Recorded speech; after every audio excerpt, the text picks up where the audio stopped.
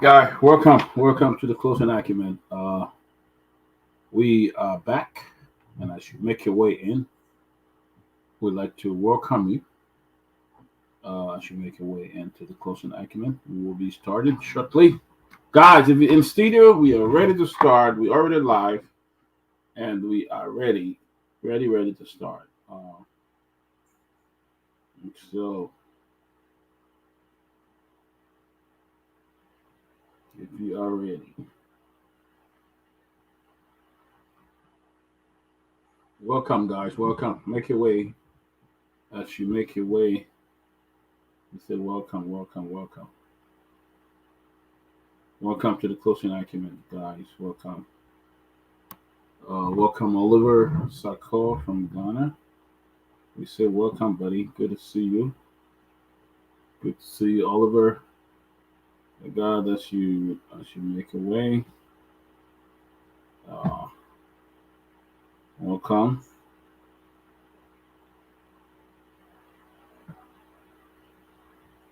It's a lot happening in Monrovia. Welcome, Oliver. Welcome, brother Mozart Dennis. It's good to have you as well from Minnesota. Oliver is watching all from Ghana. Uh, uh, uh, uh, Accra, Ghana. And so, welcome. We just our dear friend Winifred Smith from all the way uh, uh, Maryland. You know, I missed the hot table, Winifred. I hope Maka is doing well. My greetings to her. I need to come back. It's been a while.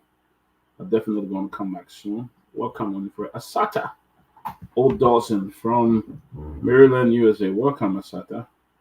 Uh, uh, uh, uh, uh. Welcome. Welcome, Asata. Welcome, guys. Welcome to the Closing Acumen. You know, I don't have uh, music. Maybe I will be playing some music until the guys in studio join us.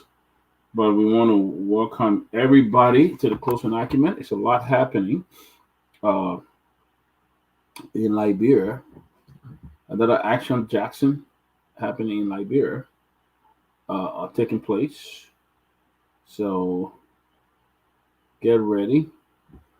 Ali Creighton watching from Ghana. Thank you, Ali. We'll be in touch with you too, Ali, soon. Welcome, guys. From Accra, Ghana, Ali Creighton, Oliver Sako, Mozart Dennis, Winfred Smith, Sata Dawson, Ali Creighton, guys. As you make your way, I'd like to welcome you. It's a lot going on. So, our guys from Liberia, uh, if you are in Liberia, the show is being broadcast on Truth FM and Hot FM, Live TV, Real Truth. So we say welcome, Samson Masari. Welcome, good to see you. Good to see you, Samson. Welcome again, guys. We are here, looking forward to another great show, another happening in Liberia. Mapu Dyson, welcome, Mapu. Uh, uh, uh, we just ask that as you come, share the show. Dr. Howard Jones. It's good to see you, Dr. Jones from all the way Chicago. Welcome, Dr. Jones. Some of our faithful, great fan. Welcome to you. As you make your way, just help us to share the button. You know, as you make your way, we are delighted to have you here on the Closing Acumen. Zizi Evan Bala. The Closing Acumen show is live on Hot FM. Thank you, Zizi. You make this happen. You know, we got folks in Liberia who are working with us to ensure that the show is aired on the radio. We appreciate the guys in Liberia. Pretty soon, guys, we're going to be working with you. We're gonna see a lot of changes coming up for the closing acumen. We working on some things. We'll bring that information to you this week. Uh, we we have already nailed down some final applicant. We were trying to get one reporter in Liberia for the closing acumen, and we received more than 40 applic- application. So what we're going to do is we kind of went in there and scrutinized, and we've been talking to some people. We did a yesterday, today, and then by Friday we will tell you who we finally after. It's a tough thing to select everybody. I can tell you it was a challenge. To select everybody. So it's been but we had to really go in there and choose the best. So we hopefully by Friday we'll tell you who our new reporter going to be in Liberia, and you, our fan, we're going to come to you. We're going to come to you to ask some of you to. There are a couple of things that we need to get. We need to get a new phone. We need to get a new tripod uh, that can hold the phone and hold iPad as well. So we're going to come to you, but we're trying to make a change. We're trying to make our presence in Liberia. We already present in Liberia through our wonderful friends at Truth and Hot FM. They've been doing a wonderful job, but we want to make sure we get somebody else on the outside who will give us some breaking news and stuff like that. So we all will be working together, and hopefully by Friday we'll tell you. And for now, we're just going to start with one reporter. TCA is not a big group. Welcome, Juj One Way from Johnsonville. Welcome. Uh, Welcome, John Kaidi. Is that Kiadi? Okay, let me be honest. Welcome, John Kiadi. Oh yeah, we still have to show John. Just follow, click, like, click follow. The closing acumen comes on every Friday. Every Monday, Wednesday, and Friday. Every Monday, Wednesday, and Friday. So we want to welcome you, guys. Hey, my big brother, Toyua Harris. Welcome, big brother. Hope all is well. Good to hear from you, brother Toyua. When you coming back? Well, welcome, brother Toyua. Good to see you, my brother. We still here. We still kicking it. We still got the show going, man. We still keeping it up. Christian Roberts. Good to see you, Christian. Always not. Look, we appreciate you guys, especially every one of you that tune in every day. Every day. It's a lot of work. But you guys are doing a wonderful job, giving all the hope that you guys are watching us, and that's why we are doing the show. Welcome, Emmanuel Ma, watching from Boston, Massachusetts. Welcome. See you, St. Timlin George is joining us shortly. He's in the back. He'll be joining us. We're looking forward to have a great show. For a lot of things happening. But look, as I was saying, guys, we are doing the best we can. We want to keep this show coming to you. We want to hold the government in charge.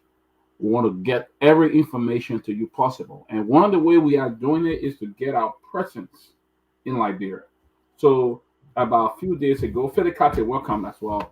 One of the way we are doing this is we're going to start with one reporter in Liberia. We received over 40 applications. Everybody had a great one, but we only pick a few. The best 5 or 6, and then we talk to them, and then we're going to pick one, and not 5 or 6, and then we'll announce the winner, our new person on board by Friday. Friday show will tell you who the new person on board for the closing acumen. We're going to have a reporter in Liberia.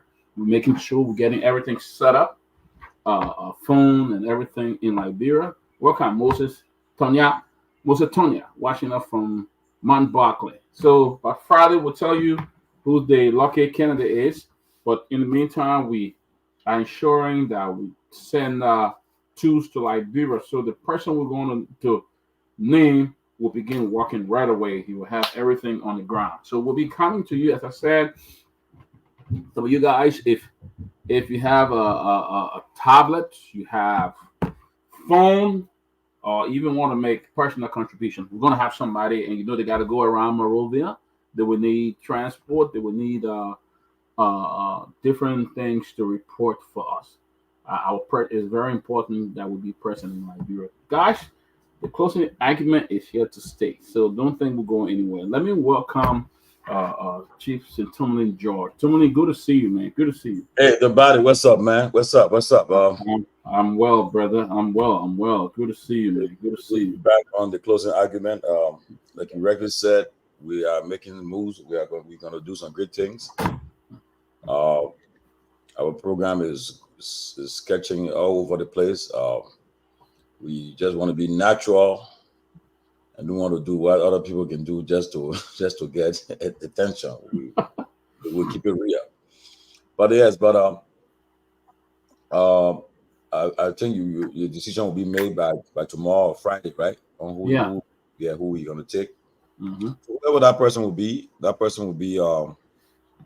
or we plan to make that person to be well recognized in Liberia, be the face of the closing argument at major press conferences and programs, and to be our eye there, and just to make sure that the country and our viewers get the best out of him. But there are a lot of trending news in the country. I know today the former First Lady dedicated the City of Hope. And I was just talking to someone who is connected to the present First Lady. And I was asking them why she did not show up. And they said that she sent someone to represent her. I said, I think that shouldn't have been. She should have been present there at least. Yeah. And I had the Minister of Gender was there. I know Speaker Kofa was in attendance. Senator Snow was in attendance, and so forth. But that situation, and then also news about the civil service. I tried reaching out to Mr. Josiah today, the civil service boss, about the dismissals of people who are critical, who are writing critical posts or critical of the government, whatever the case, of the president. Liberia is a free country. You and I was brought up differently. I know you and I would never, not at any time, would ever insult the president or the vice president or the first lady. Would never do that, or even write derogatory things about them. Even you can be critical, but you would not want to go to take that route to insult. But if somebody does that, as a person, as a freedom, it's left with as a person, but they should not lose their job because of that. There's no law that says you can't be critical of the president of right. Or even if you insult the person, you can be critical. You insult the person, you should be something should happen to you. No, I mean, take a president. He was insulted a lot. He wanted the president because he came at a time where Facebook just blown. And he was well insulted by people. These will write things about him on Facebook. I think one time, one of the minister, which was Piso, Minister of Gender, she fired someone for writing a post on Facebook, critical of the president of the government. She fired that person, which everybody told her it was wrong. But the president himself, those who are critical of him, if you're in government, I remember I think after the election that brought Delon to power, at that election, because CDC first time losing Montserrado County in a social election, so everyone was so mad. They said the government should be blamed for what, but some people in his government were critical of him. They attacked him. They wrote on Facebook, but he did not fire them because they were critical. But what I see happening now with the civil service and the Montreal City Corporation is wrong. And like I said today, if they continue in that direction, if they're not careful, it will push people to the wall, and things can get out of hand. If you try to make someone uncomfortable, and you think that the person, especially for the person daily bread, I mean, they say to every action there's an equal and opposite reaction. When somebody is pushed to the wall, when nowhere else they can result into anything. So I hope they are taking note, and that the legislature need to intervene and stop what's happening. If someone is in the government decide to go and be critical of the government they're in, it's up to them, especially a civil servant. If you're a cabinet minister or an appointed official of the government, but the president, you serve at his will and pleasure. But civil servants do not serve at the pleasure of the president. They are there for government come, government go, they are there. So it's just not a good thing what I see happening. And I hope when we'll discuss it further today, but that's one of the things that are trending. Everybody is talking about it, talking about what's happening, and it's wrong. And the civil service boss, and that's why I reached out to him. He has to explain why he go at the Ministry of Information press conference and double down on such a thing. The city mayor, why are they doing that? You can't do that. The government is not for you. Okay? You have no right to just somebody critical of the president on Facebook or in social media, you fire them. No, we're wrong. But I said the legislature now will see what they're going to do. Because they're going to continue to be toothless and allow the president to have his own way, then trust me, it will just continue to make the imperial presidency empower more and more. But I hope we'll discuss it further today. Yeah, it's sad though. Too many. I think I don't know whether you told the people, our listening audience, that they fire approximately, I think, 11 or 10 people from the city hall. Three of them. One of the guys I understand was very close to Jefferson Kochi and others, but there were three guys that the front page reported: Alpha G. Gray, Boy Kokoi, and Richard Singway. They were all fired. It should because they wrote something on social media. Wrote about the president. I think the thing is, too many our Liberian people can forget. They're quick to forget. They act like they got, I don't know, ADD or something, or ADHD. They forget quickly. I mean, these are people who were just moving around the other day. You give them power and they come in. I mean, I'm not saying it's a good thing if anyone insults the president, but you can't fire somebody for insulting the president. I mean, you can't do that. People are entitled to their right, their free speech.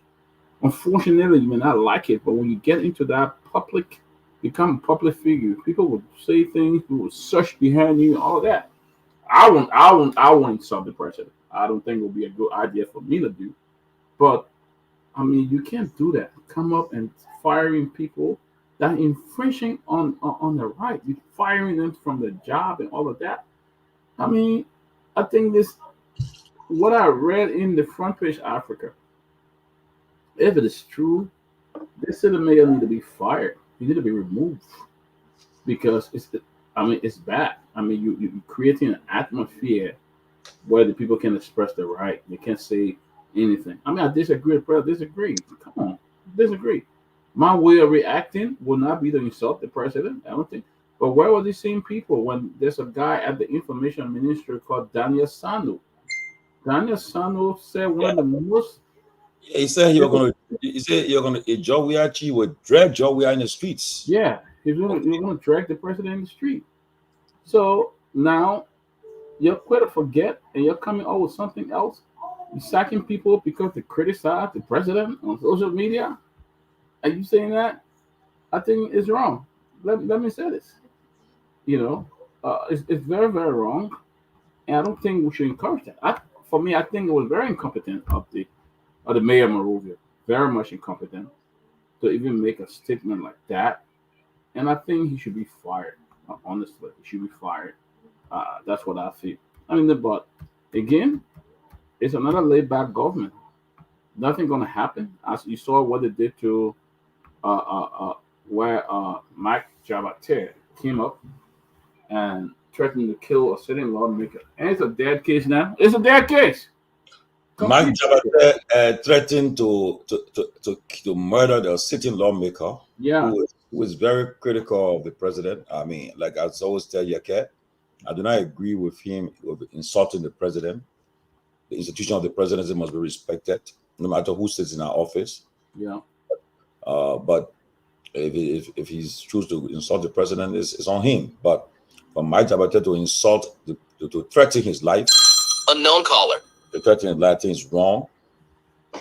And then they just, I saw Gregory Cole, all of them can make me to wonder too. He just brought this guy for a few minutes to the police station and just to show off in front of the people that, yeah, you took action on him, to question him. I mean, such a thing. He said he talked about Russians. So, and one thing they forget to know, tomorrow, if there's any trace of Russians in Liberia, anything connected to the Russians in Liberia, people will record. They will say, oh, but the man said he was treating Russia, he talked with the Russians. And so that's why you don't take things for granted. You know, you don't take things for granted, because tomorrow, if anything about Russians come about in Liberia, they'll say, but Mike Jabata said it. He said you're treating Russia, and so maybe the Russians are in the country, you know. But people are taking it for a joke. But the one thing they have been doing is that they've been trying to set up schools with people and the civil service. Like I said today in one chat room, I said, just like in America, the Project 2025 of the Trump team, about Trump trying to go far from it, because that document is so damaging. One of the plans the guy in it is that they will replace civil servants in America with lawyers of Trump. And he said no. He said, he ain't part of it, but you know, so people, all the people that are connected to him, they wrote that document. Like, that's what you're trying to do in Liberia, to replace civil servants with partisans. You don't do that. These people, they should be, they serve president, government account, the government go to serve them, you know. You got to, but one of those who, like when President Weah fired the Minister of Labor, who's President Labor Minister now, he was minister, yeah, he was Minister of how to call it, of transport at the time, Cooper Crop. Yes, he was on the MGR, I agree, but at the same time too, he was support. You can be in the man government, and then he's supporting the other side, the man new opponent, and so the man, and he served at the pressure at his pleasure. So he had to fire him, and people criticize. No, it was his prerogative, right? Once the Constitution says all those nominated by the president serve at his will and pleasure. They serve at his will and pleasure, especially one of those who, like the Supreme Court justices, once they are confirmed, they are no more at his pleasure. But cabinet ministers, ambassadors, the military officials from the chief of staff down, they all serve at his president's pleasure. He can actually resign. He can fire you at any time if you feel like, you say, I just don't like to see people be minister again. He can fire you, all no question. But only those like that's why the issue of tenure came about. Tenure came about to create independence of the president, of the executive branch, so that you won't interfere with the work. That's why the Constitution is clear too. Once you nominate officials of the central bank, the General Auditing Commission, the Election Commission, these people, you can't touch them again. And again, the present NEC officials, the chairperson, those who conducted the last election, they all will be removed by President Boga, because the tenure will expire, I think, next year or so. And President Boga will have opportunity to set up his new National Elections Commission. And he will put a lot of Unity Party faithfuls there, and the president will do it. So you can't fault him for that. Election have consequences, so he will definitely do that. But what they are doing, the civil servant is wrong. They should not do it. They should stop it. And there's a time that when the legislature return to when they come from recess, they should look into it right away. The speaker of the pro tem should immediately call the civil servant boss to order. You don't have the right to, if somebody criticize the president, you don't have the right to fire them. The person's freedom, their freedom of expression, it's wrong.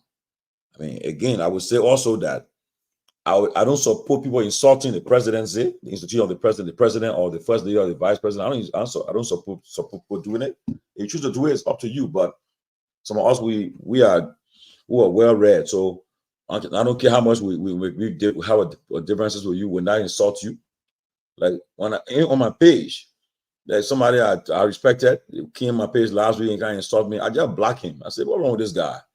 Got my page, you can't insult me." I just block him. All you can do. That's yeah. What you can do, you block him, and But the thing is, yes, Tony. I don't see that. I think people forget. I don't know why sometimes Liberians would think they don't think from the head of the mind. They think from the mouth. Because why would you want to go and fire somebody because they wrote on social media? Yeah. Because it says, what is that? I And I mean, hope they, they, you they know, they put a fire. I think I hope if you're listening, reach out to us. We'll bring you on the show to tell us about what happened. We'll give you opportunity to come and speak to the people. And yeah, it's court. Take it into court for it. It's wrong. yep, you take them to court.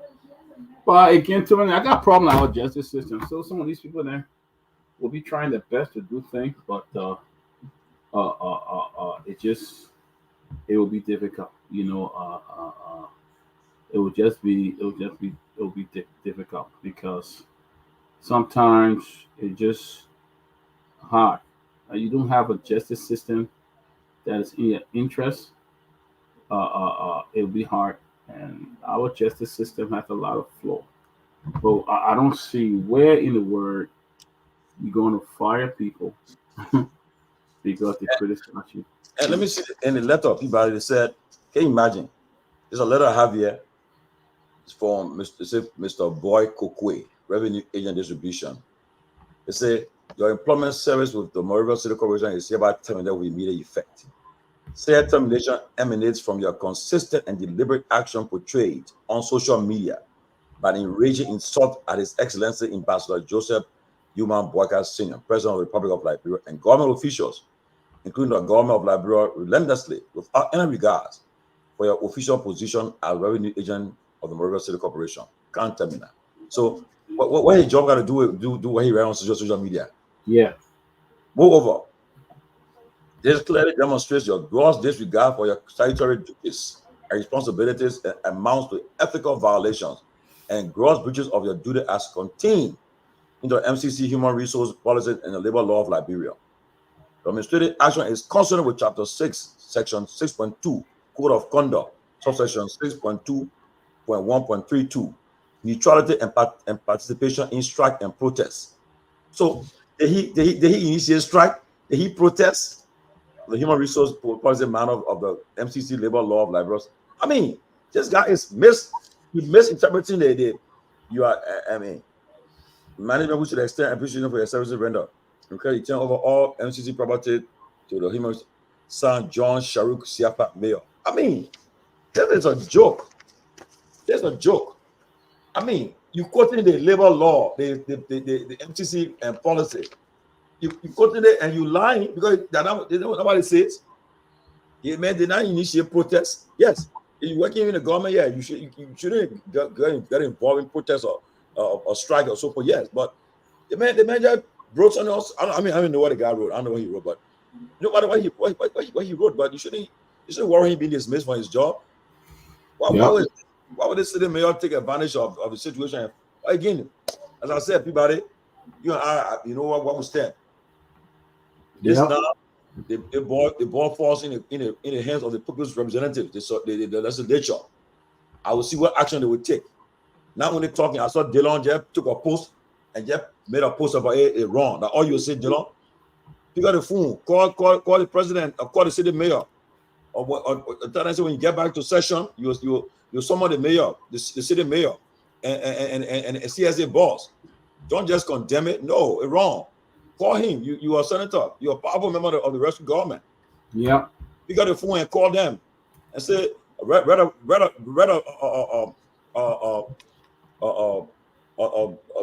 letter to the speaker of the Senate pro tem. Yeah, you're very close to the pro tem. So she will honor your letter right away. She will take it and put it on the agenda. Yes, you guys were the face of the rescue team. So go ahead and send a letter to Madam Lawrence. Say, we can't let this happen. Some of the CSD boss and the city mayor. So then I say your show cause why the men were fired. What protest or strike action he initiated that led to him to be fired. The warrant is dismissal. Don't just do it for the public to say one of your posts and say, yeah. No. You serious Take or you take to the social media. Go on your live, your podcast, and call the mayor and raise the issue. You know, or you got answer to the president. So, Mr. President, this is wrong. They want to make you look bad. Mm-hmm. Yeah, we can't do this. But not just go on your Facebook page and write. I don't then just feel like you're making mockery of it or just want to do for your showcase. You know, come on. That is true, Tony. Mm-hmm. And I heard the speaker condemn that as well. But they need to take action. You know, those people shouldn't just condemn it. The speaker should take action. I want to see the speaker there taking action. Yeah. Somebody call the people to order. When I get back, I hear come back next week. When I get back to session, you summon this guy. Don't let him get away with it. Yeah. You know, it's really, really sad. You know, you can't fire people because they kind of, you know, this is just, I often forget. They're quick to forget. And that's how Liberians are. They forget as if we don't know what's going on. Well, guys, again, if you know, one of the guy name is Alpha Gray, according to Front Page Africa. He was also fired as well. Alpha Gray. So we'll see what happened. You know, if Alpha can get in contact with us, we'd love to have him come on the closing argument. Maybe we'll get him. Maybe he will come on if we can get him. I'll just get him to call in. I think his name is Lloyd Alpha G Gray. I'm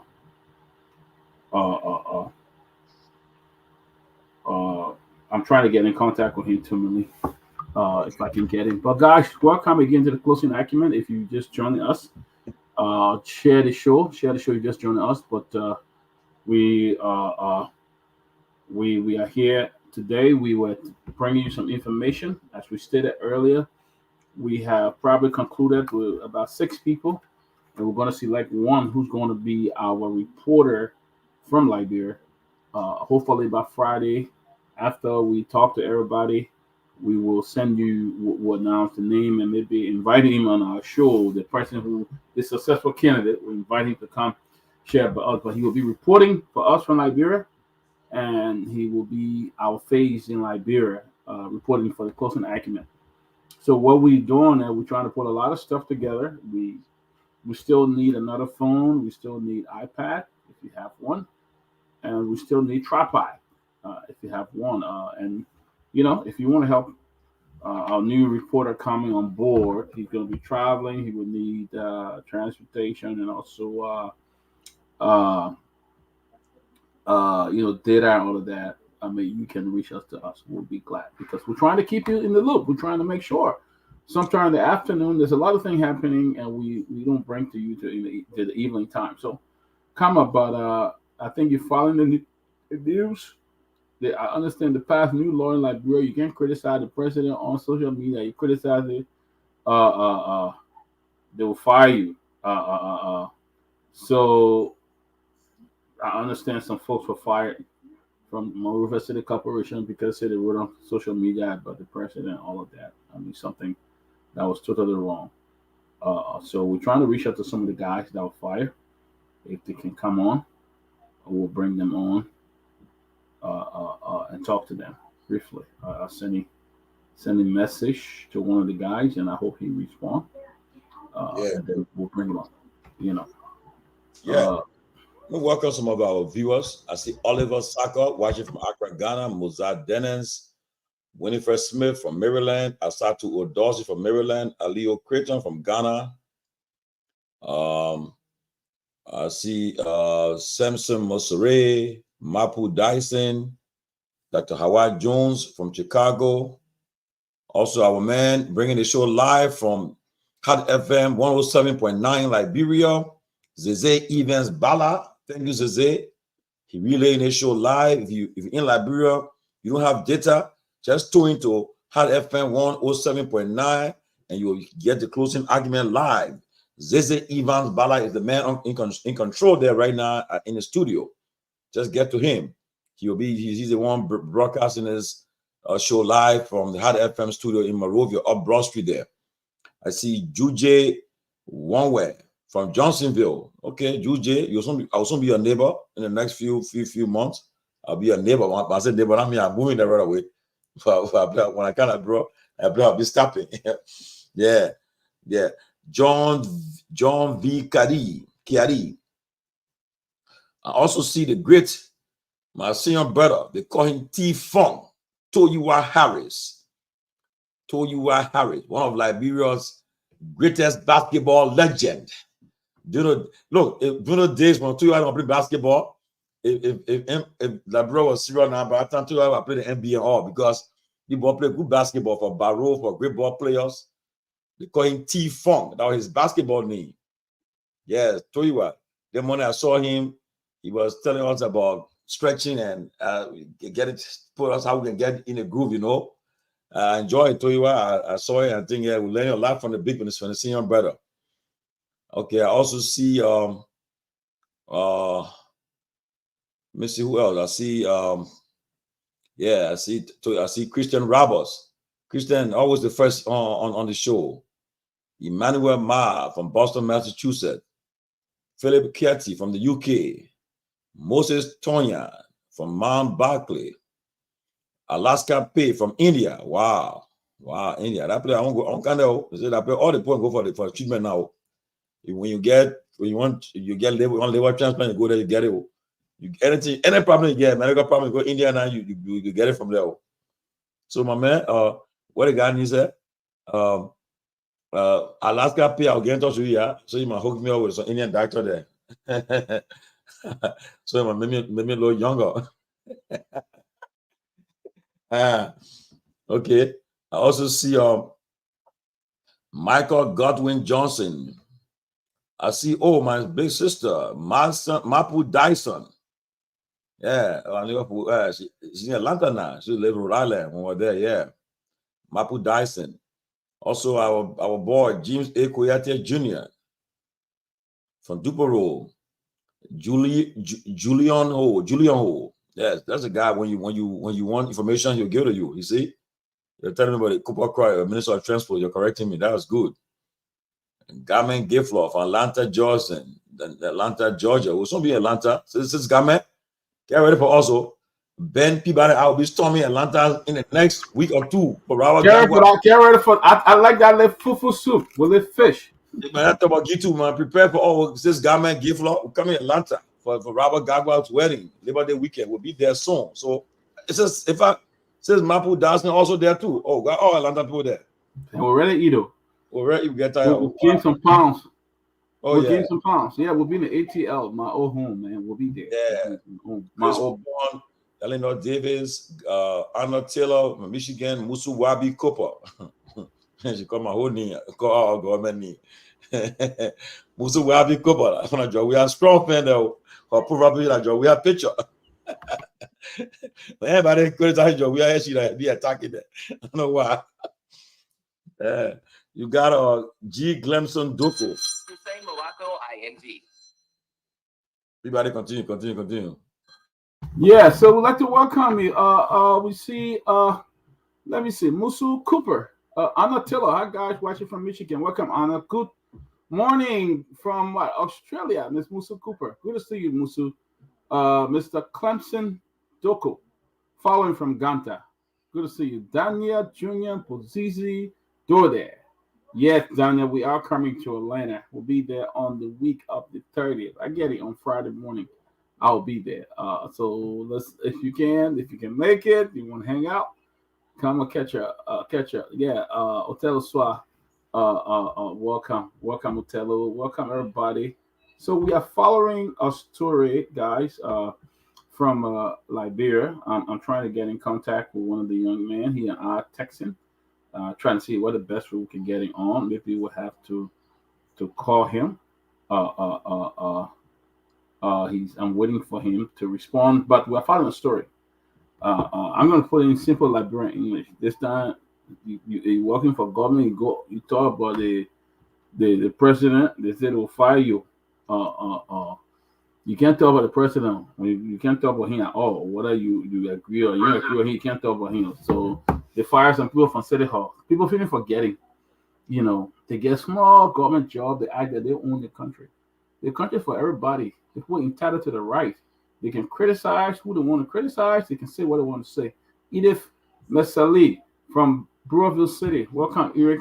They can criticize, but you firing people now. You're taking people daily breath on the mouth because they criticize you.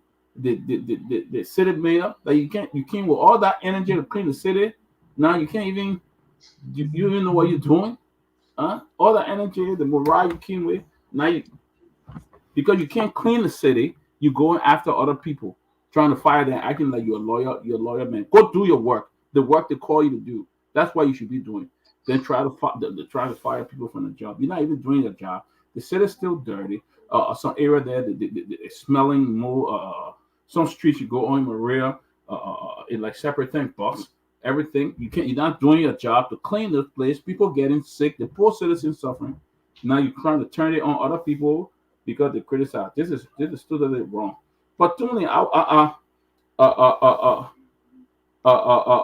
okay. To me, what I'm concerned about is the president, the first lady, did an excellent job opening the city hall, and the first lady did not show up. Is she out of the country?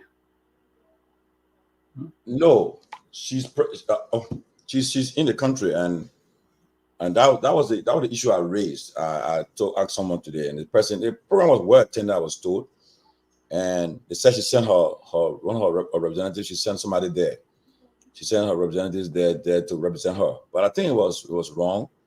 The fact that once you're in the country, you should have made it a duty to attend.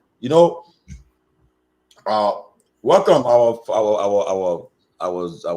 beautiful sister and our closing argument first lady. Yes. Grace. Oh my goodness. Good to see you, Grace. Tumani, give me all that title. You see how people here agree? Of course. Grace. No, Grace, I'm actually communicating with somebody I want to bring on the show that got fired from City Hall for writing on Facebook. So I'm communicating with him at the same time watching, Oh, okay. Yeah, so I was saying, Grace and people, I was saying, usually the first ladies, they have a special tax to do. Today, if you ever heard about the Antoinette Churchill home on Bypass, in fact, I'm trying to do a documentary on that home because that's where, instead of the one we call group homes in America, that's a group home there in Liberia. Those who are unfortunate, who have having some issue with physical disabilities. From my late mother used to work there too, with Mrs. Lavla. They worked there on the Anthony Churchill home there, many years ago. And that's where Mrs. Todman, the wife of the 18th president of Liberia, William Todman, Mrs. Antoinette Todman, she founded the Antoinette Churchill home with some concerned women in Liberia there. And since then, it's been in existence. But I was told by one of the administrators when I was in Liberia that it had been abandoned. And that's where usually if that particular program falls on the office of the first lady of Liberia, the vice president, they take care of that initiative, the Anthony Churchill home. And you go there, you will be in tears. People are, especially when people with disabilities who are deformed, they're where they are, and they are being cared for by people, by caregivers, and so forth. And I hope the government can take a look at that area and ensure that the national budget the allocates resources for such a program. It's not an easy thing to see someone living with disability all their life, and you got people caring for them. In fact, I always tell people that's why I owe it to people, because to that group of people, because my coming to America was through I was working with old folks in Liberia. We had an old folks home, and we used to come for conference there, and so that's how we kept coming for conference and so forth. So the old folks would work with them in Bassau, in Bombing, in Cape Mount. We're all there during the war, after the war, in Montserrat, in Habel, all over the place we were there. So these are people who care for their vulnerable members of our society. So that's what I'm trying to say. Anthony Churchill home was the first lady project. Anthony Mrs. Todman. And Mrs. Todman also have on a project. And they said they have a project. I don't know which project, but I think she had a project too. But so I gave it to the former First Lady of Liberia, Claire Weah, for such an initiative. The City of Hope. That's a beautiful place. But I thought the President First Lady would have been in attendance to grace the occasion and so forth. But I was told the program was well attended and a lot of good things were said. I hope somebody can give us some detail about who attended it and let us know. But just want to commend them for it. But I thought the government should be represented fully, but the Minister of General Affairs was there too. And besides that, the Speaker and Senator Snow and others were there. But Grace, the President should have gone. They all should have gone. The First Lady should have also gone. It didn't make sense for her to stay. Oh, go the man, Joey and Baga can speak. How you go there? Another people each other. But my thing is that I don't know if the First Lady were actually invited to that program, so you have to look into things. She was invited. I did her. Grace, one thing I followed through that she was invited. I actually sent her representative there. She was invited to attend. Okay. So she was invited. Yeah. Okay. So maybe I don't know if she was invited late or she had other something. Yeah, but we have to give it. Grace Tabiba. That program was played months. I think it was played long. So Madam Claire, we are obviously an invitation ever since. Let's be frank, man. But you can't just say that because you know how people can act when it comes to invitation and things like that. Maybe she was invited late and she had other things on her schedule for the day. So she decided that those things meant more to her than going to the foundation. No, Grace. Even if you remember during the transition, when the two First Ladies met, and I can tell you, knowing Claire Weah, she told Madam Bwaka about, say, look, the City of Hope I'm building up, that's what I'm building. I will dedicate it maybe sometime in the coming year. And I tell you the truth, there's no way she'll be having that dedication. She went and invited the present First Lady. It just now passed away. The invitation is clear. You already established. But Grace, there was no Grace, even at that, that should be on her agenda to say she must be at that program. Even you spend 30 minutes, 1 hour, she should have been on that program, on a serious note. But you see, it goes back to the advisors again. You got some people who are very destructive. They want to bring divisions. I showed them that, don't go there. Just send representative, don't go. And go back to our advisors. So what are you trying to say about it? There's not a good way to foster ties with former First Lady. I think she should have gone. That woman having party last week. Don't change that visit. She was in party last week. The First Lady had a big party last week for her birthday. So she should have gone and probably just be part of this program to just show support, show solidarity. All the other First Lady. Okay? But when you start avoiding another First Lady, when you all somebody else avoid you, I don't. How do we assume? I cannot take this thing. What? I haven't spoken, so I need to talk. Okay, I don't take over from you, First Lady. Take over. Robert been balling from Accra to Atlanta, from Accra, Monrovia, all over the place. The boy boy. Man, mom now coming to his mom. Okay, so can I say you finish giving me why you stop now? Can I speak? Yeah, go ahead. So I would like to say it's nice to be on here. Welcome to the closing argument. I was just sharing the platform. So if you're on here and you are watching us, you need to share the show so other people can have the opportunity to actually come and listen to a rational a platform that everybody got their own view. As you can see, we just everybody talking their own thing because we are individuals and we have our own take on everything that happened in Liberia. My name is Grace Goa, by the way, if you don't know me. So I'm here now and I'm about to give my take on the First Lady, the present First Lady, now going to the former First Lady program. So for me, I like to give and take in all situations. I would like to say congratulations for the Liberian Women Advocacy Network International to the First Lady, the former First Lady Claire Weah, for her, what she has done in Liberia, by opening that kind of institution. Although we know that the Liberian people money that did it, but at least she was able to use the money wisely. and do something in the country, because we know very well she wouldn't have had that money to do that kind of project if she wasn't a first lady getting money in the budget.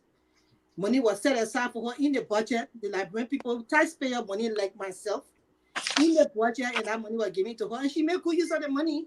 So we have to give it to her that she did well. You know, during our time when we was younger, like Victoria Tober, she focused on the younger children. That was us. She did a lot of beautiful things for us. I heard during the Tottenham time that Antoinette Tottenham pay attention to the elderly people, which is one of my colleagues now. I think about doing that because the elderly people need more, you know, attention, since a lot of people helping younger children, because you know, like parents, they are copycat. When you see you every day, John outside, when they come, they say you do it on the John this side. So a lot of people now helping children, which is a good thing. We're not going to take it away from them, but the elderly people need help as well. Now, as far as Madam Baka not going to that program, I would like to make a conclusion here. Maybe she was giving the invitation late. She had other things on her schedule that she could not make it, that were more pressing than just to attend a program, you know, for opening of an institution. So she decided to go that route. Besides, she just had her birthday. The woman had a very luxurious birthday. The birthday that she never had in her life. She was able to have that as a first lady. So she's still resting. She just did. She just fired. Come on, Lisa. I give to her, Lisa.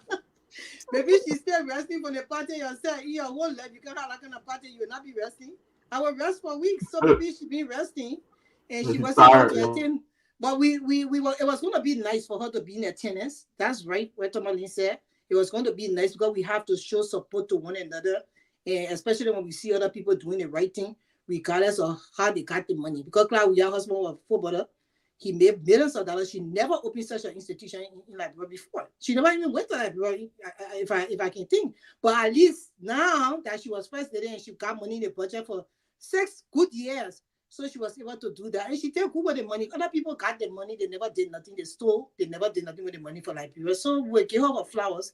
Congratulations, former first lady. You have done well. And we hope that you will keep the school running on a high level, continue to let your people advertise and make sure that you bring in more children that need the help, not only the rich people children, but the poor people children as well, so they can have the level or standard of education as the rest of the people children will have. That's what I would say for now. Robert, welcome to the platform. I miss you, man. Thank you so much. So do I have the floor? Yes, new money. Got it. Go ahead, new money. They have the money. Tony, you're funny, man. But listen, it's gonna be back for my crowd. I was out there for 3 days. Went out there with the madam just to get my head clear a little bit. But listen, it's gonna be back. I was following the show on and off. But let me start by saying this though. I don't know if it was the Liberian people money that we used to build the place, right? I don't have any facts to that. I do know that the first lady do have a budgetary support. Okay. And that, so if some of that money was used to build the place, at least that's fine. Because unlike the former vice president, who had a lot more in the budget for his office, we still don't know what major project that he undertook. And so, you know, I'm happy that she was able to use that money wisely. And I mean, the campus will no longer enjoys any budgetary support. So I think the spending, you know, comes in now, where she has now officially opened up the place, and now she has to use her own money, right, for the upkeep, which is most important. You can build the building all day, if you don't have the resources to open it up, to ensure that it's fully and well equipped, to ensure that they have the staff, the quality of staff to provide what those kids need, and the food. I mean, I think it's going to cost a lot more right now to operate that place and to sustain it, as opposed to just spending the money to build the place, right? And so I take my hat off to her, and I think she's done well. And you know what? She could have been like every other first lady or every other politician wife after they've left office. She could have gone about her business.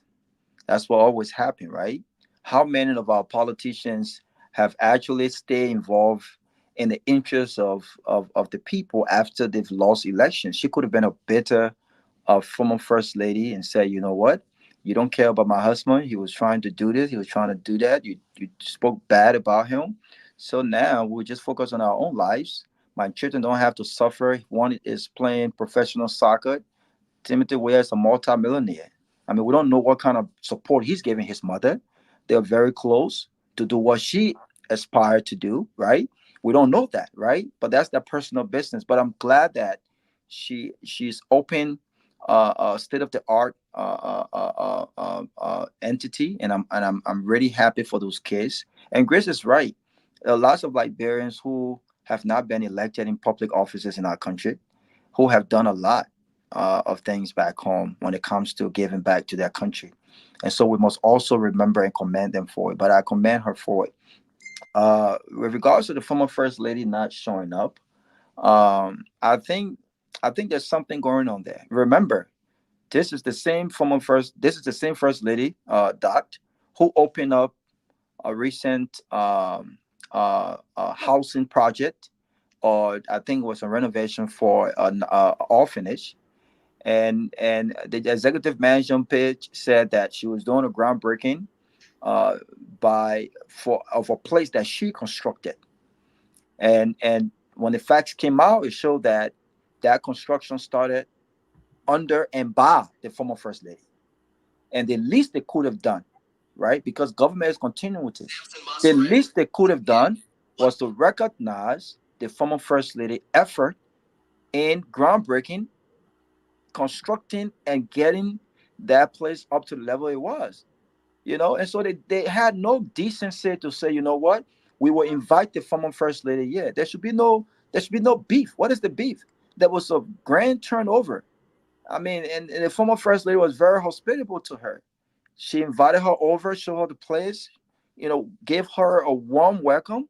So I don't understand what the issue yet. There are two beautiful women. Okay, I don't even know the madam, but I believe she's a very outstanding woman. And so I personally have no issues with her. But you got to do the least decent things when you are dedicating such a project, and your office did not start that project, and that you did not construct that project within 6 months, and you put misinformation out there. You are dedicating an orphanage that was constructed and started by you. That you're telling story. I can tell you I'll be what much you lying, but I'm telling story there. You can't do that. So I believe there's still this I'm not sure if it's between the both of them, but there's still this thing about a lot of people wasn't happy about that. But she should have gone. She should have went there, and she should have been a part of that process, because again, those children that are benefiting from that, they care less about the politics. I mean, just seeing the current first lady there interacting with the former first lady in the interest of a noble cause, those kids, I think would have sent a message of unity and would have inspired those young children to do better. To see two beautiful women who have served, who one is currently serving in that position and the other is former, to see them come together, put the politics aside and come together. One last point I want to make is this. This is what I always say when I say what brings us together. We can fiercely disagree all the time. I don't always have to agree with Doc. I don't always have to agree with Grace. But I can respect these guys enough to say, you know what? They bring something to the table too as Liberians. We can disagree all day. I'm open to that. But what brings us together? When do we unite to say, you know what? This have got nothing to do with politics. This is about the Liberian children. This is a noble cause. And for that, I'm going to be there. They're not having a debate between the first lady and her husband. This is about the kids. And you can put aside the politics and say, you know what? This is a great cause. and I'm willing to support that in the interest of this case and in the interest of Liberian children. I want us to move to a place where we are thinking like that. Just because we disagree politically does not mean we cannot shake hands. We can't come together in the interest of something noble, in the interest of our country. There are times where we disagree on policy issues, and it should stay policy issues.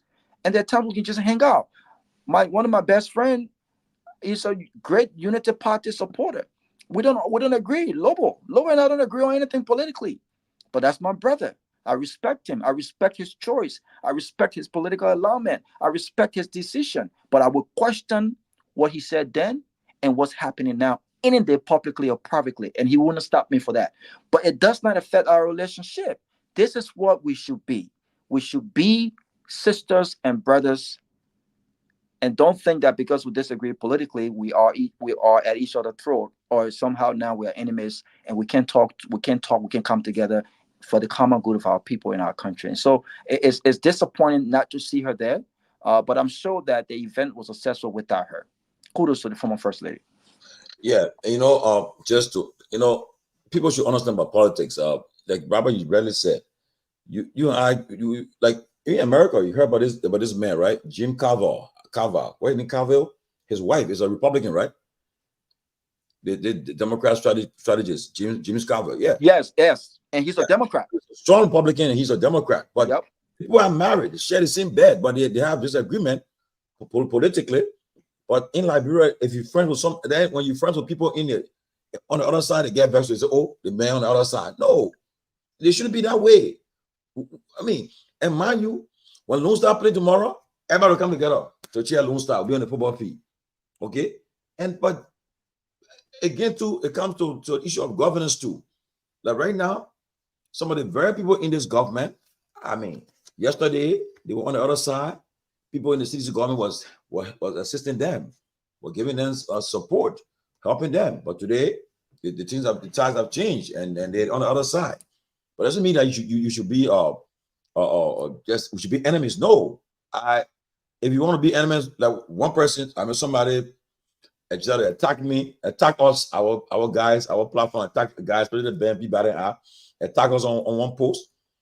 The person on spawn. So I told the person, I said, be careful, because if I should respond to you publicly, you will run on social media. I just gave you a little tip. What I'm gonna say, he never. I think at that time I heard Bank Benson to money. Just drop it. Just leave it. Because you are getting personal with me. You can't take it to that level. I mean, I don't have problem with anybody who support a political candidate as your choice. But we should be friends. Well, how y'all coming to these conclusions though? The thing is that I don't understand how you're coming. There could be a variety of factors that stop that person for not attending. She could get up sick in the morning. She had a headache. So all the days, but she wasn't sick for her luxurious party. But Grace, I just like to be fair with people. But what you're doing now, you're trying to decide or make a decision that the first lady did not for her now, that she never wanted to attend, and maybe it's not the case. Her schedule maybe it was just booked now. So Grace, is it coincident that she was not sick on her birthday party, but on today she's sick? But why would you compare her birthday party to this? Her birthday party is more important to her than that. So even if she's sick, she'll still show up. I don't know. I'm not her, Robert, so I can't say that. What I'm saying to you is that her not attending could have variety of factors that spoil her schedule. She could get up sick in the morning. How about that? Let's think about that way. She could wake up and not having a good day, or maybe the papi with her got her late because they were just laying in and talking about Liberia. Anything could happen. So we can't conclude here or say to the Liberian public that the first lady did not want to attend. She did not attend. It wasn't a good, it did not show a good face for her. Being the first lady of the country and the former first lady is having a program and she doesn't show up. But it could have been that her schedule could not permit her. She could have gotten us sick from the party. She was tired and she just never wanted to go anywhere. Maybe she tried and she couldn't make it. So anything could have been because I don't want us to sit down here and just say, she didn't want to because of political background and she doesn't have support. We are in the web. We are web. Look, Grace. Look, let me tell you. Will come for me, and I don't give a hang for them. It's just Grace, the truth. And let just me to tell say you to something, Ben, Grace. to Robert, Let me tell you $1 something. million Okay. a year in a budget, and that's small money. So ultimately, we are can be the maximum of million years. I don't know whether you ever hear billion, can even hear billion per trillion. Okay. We just saying that our budget, the money what we pay taxes, we are giving $1 million giving her to her every year. For 6 years, so she could have done good with the money. What she did cool. Even at that, she got changed to continue to run the organization. Thank you. Okay, ladies and gentlemen. Yeah, but Chris, let me come in. Let me say this, Chris. There's no reason for the first lady not being there today, except she was seriously sick. Secondly, even the president Barker should have attended that program today. Thank you. You Doc. need to support each other. You need to support them. But I'm telling you what I've had to say. The advisors have these preconceived negative notion. Oh, don't go there. Don't. If I were you, my veteran, I won't go there. We're all trying to protect their interests. So you will miss an opportunity today to show that you are the mother of the country. To go there, to show that you can foster ties with other first lady and other people who are working in the same interest. That would have been a great promotion for her today. Has she gone there to see two first lady that bring love? When you see two mothers of the country come together and try to do something in the interest of the country, it would have been better. But some of those same negative people decided, oh, they're not going there; they will stay away, and that's what that's what we're looking at. I think for me, it was embarrassing that the first lady did not go. I know the first lady to be a great person. I know her to be a mother, but she didn't exhibit that today. She did not. Okay. Welcome, Sylvester Pee-wee. But before Pee-wee come in, somebody attended the program. The person just wanted to share with us the program today. So go ahead. You live. You can tell us what happened in the program. Go ahead. There's not enough pressure on Israel to do the deal. And there are also, of course, what I would Somebody phone on. They got it. It was a remarkable one. Yeah. I can say first time in history, for what I can recall, for the first lady of this country to build a project that worth up to $5 million United States dollars. The project worth, and it was a remarkable one attended by both past and present government officials. We had the House of Representatives represented by Speaker Kofar, and we also had the upper house represented by Honorable Early Melvin Snow, and we had the executive represented by Honorable Capit Harris Qualley, who happened to be the General Minister, and Honorable Snow make a contribution of 5,000 United States dollars, and other top government officials. And for what I see is, I saw the ministers for gender making some good and encouraging statements, saying that her office will wholeheartedly work with the City of Hope to wholeheartedly work with the City of Hope to make sure that the kids have access to quality education. And just so you know, it was the ministry who recommended the first batch of kids who was selected by the City of Hope. Also, Steve? they already have people that will be. Yes, they started a week before we were open. Yeah, so the gender minister said it openly that it was her office who recommended the first 100 kids who were selected for the program. Wow. But is there any reason? Did they give any explanation why the first lady was not represented? So, according to the gender minister, she said she came directly to represent the executive. The executive branch now. Who represented the first lady? The first lady office of Liberia was now represented at the program. Wow. Hey, Grace, you got anything to say? Any Yeah, question? can I just move on from this, because I don't know why. No, we're not moving on, Grace. Can I? No. Why I want to say is you can't spend 1 hour or 2 hour show Good. We got somebody who attended the program on the phone. He's still up there. Ask the man question if you got any question. What I see is that we need to remove when the first lady did not attend. Until they can come up with a statement, we cannot sit out here and bash the first lady for not attending. So, Grace, even if the first lady was sick, even if the first lady was sick and could not attend, why is it that her office did not send a representative? We don't want to do that. So, Grace, why her office could not send? Why she could not send her office? Even if she could not be there, she could have sent a representative in her place. So what we will say is that we'll be looking forward to hearing from the first lady office. Why was she not in attendance for this program? But we're not going to make it a big deal. Claudia, as a former first lady, she remain in that position. We're not going to take our whole country and kind of run behind while we attend Claudia Stanley and we attended. Grace saying two different things. We're talking about why the first lady did not go.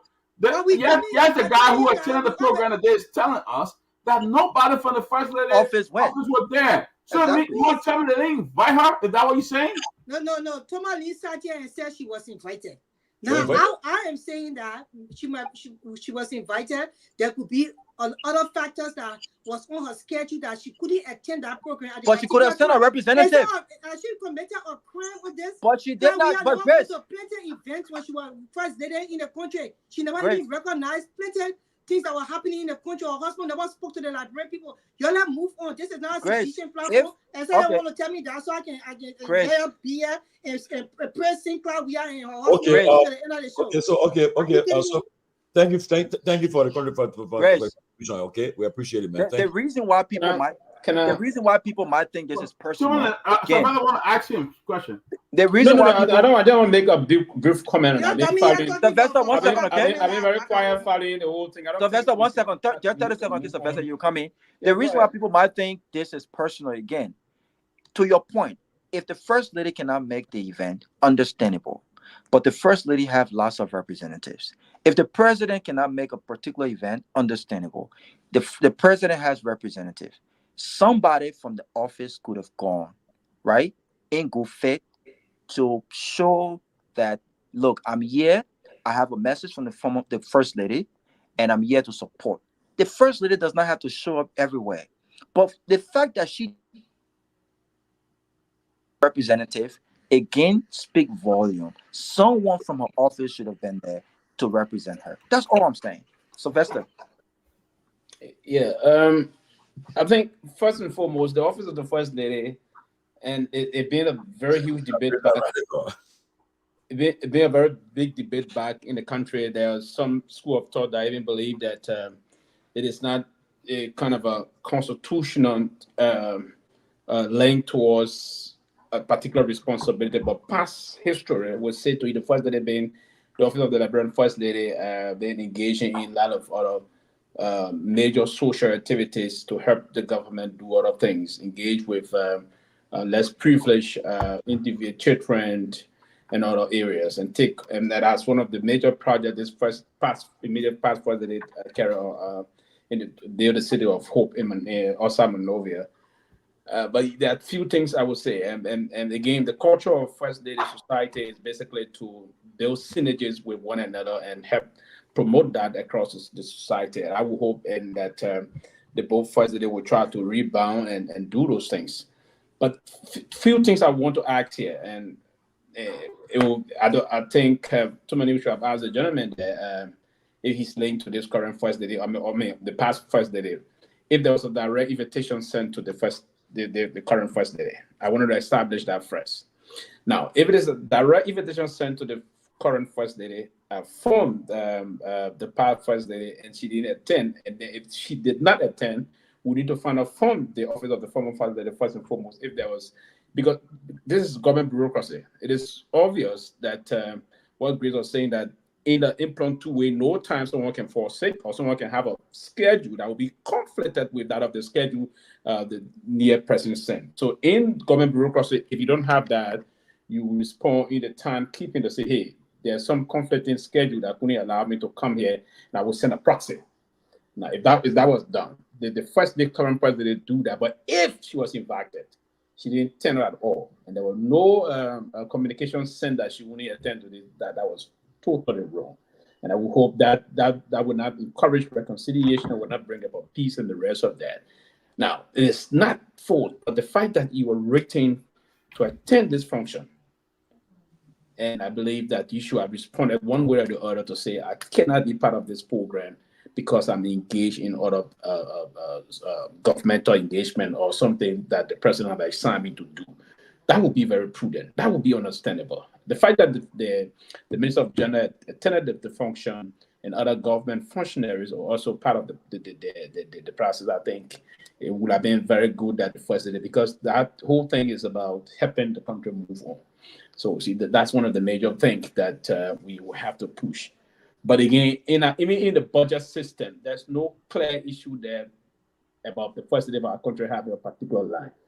When Senator Tito was, at the time, former vice president was first lady, the debate came out as to how much people want to put in the budget. If the first lady having certain responsibility, then the former president, Charles Tito, gave her a responsibility to just take care of the JFK and see some activities coming from the JFK. But there was this big debate about how much we put in the budget for the first lady. There have not been a defined amount of that. The issue about putting $1 million, that is not actually accurate. There will be some time they will put some 500,000, sometimes they will put this, but there's not a fixed amount going to the office of the first lady yet. There's a big debate that because it's not part of the structure of a government structure office. It's just the work of the president and that nomenclature being given to them as the first lady. But it being a debate now that it should be given a preference and be given a particular responsibility into that issue. Even the second lady office, there's a debate that would be responsible for the group of 77. It is part of the reason why the very current first lady was the second lady before she headed the group of 77. And there was this criticism about how disabled people were handled at the time, and there were a lot of things that they didn't have. Most of them didn't have any crutches to move about and the rest of that. So there's this huge debate on that, but it's good that they build the synergy between them so that would allow a lot of cooperation and different means of people helping other group of people will come together, because when those two powerful women, because the wife of the former president is equally so powerful as compared to though the current wife is very powerful because her husband is the president, there's just a wonderful thing that they be together and foster that bond that other women, other young women and women in our country will see as a mark of trying to reconcile and move the country forward. But I thought she should have been part of this occasion. It would have been a very wonderful time to rebound the relationship, because during the transition process, I saw the both of them trying to get along very well. Right, they were moving hand to hand, and that would have been out of manifested in terms of this current operational bureaucratic proceeding that's unfolding in our country governance. But again, we hope to see most of those things happen. Reconciliation is important. It's good that we all smile together, and we hope to see things move on. But again, congratulations to Madam Cloud. We are for the City of Hope. It's a huge facility, not too far from the Maritime Training Academy. Near the Marshall area there. It's wonderful. I mean, we love to see our women also later in those kind of area get that of trainings. So hats off to her. Okay, I made progress. Okay, we shoot. Congratulations for the City of Hope, Madam Claude Duncan Marie. We appreciate it. I hope I will be used for the intended purpose. Guys, let's move on to this issue. And can we say something to the former first lady? We said to the former first lady that we are not, all of us on the platform don't have the same views. And I'm a very independent Liberian woman who will speak my mind. And I will say again, I cannot speculate on the platform being the only woman here to say that you really actually did not want to attend the program because of party affiliations, or maybe because of your husband government is not in power and the other government. I'm not going to speculate on that. I would just say that it was going to be a right thing for you to appear there, but I don't know what was the problem that you did not appear. We'll be looking forward to hearing from your office why you did not attend that program. And if you choose not to do that, we also respect that. Okay, let's move. Guys, we talked about this issue about this thing is trending about this dismissal of 9 employees of the MCC. They said at the Ministry of Information press briefing yesterday, the CSA boss, Mr. Josiah Jokai, said that the employees violated the act that created a workspace of the MCC and the CSA. Guys, can you play that clip a little bit? You play that, yeah. I was just about a short clip, and then after that, I'll let the guys weigh in on what their thoughts about that. You got to play that clip, please.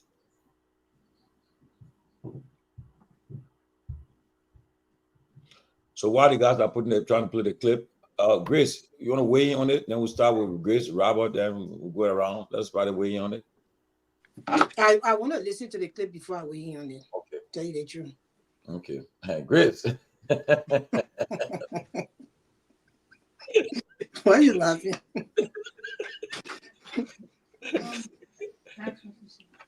Go play.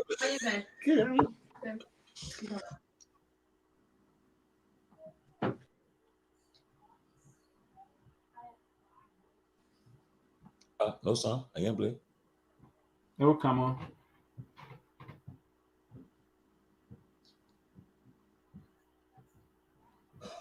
It's not. The Civil Service Agency requests the Monrovia City Corporation to immediately relieve 9 employees who have consistently engaged in dangerous and destructive social media campaigns against public officials, particularly targeting the President of Liberia.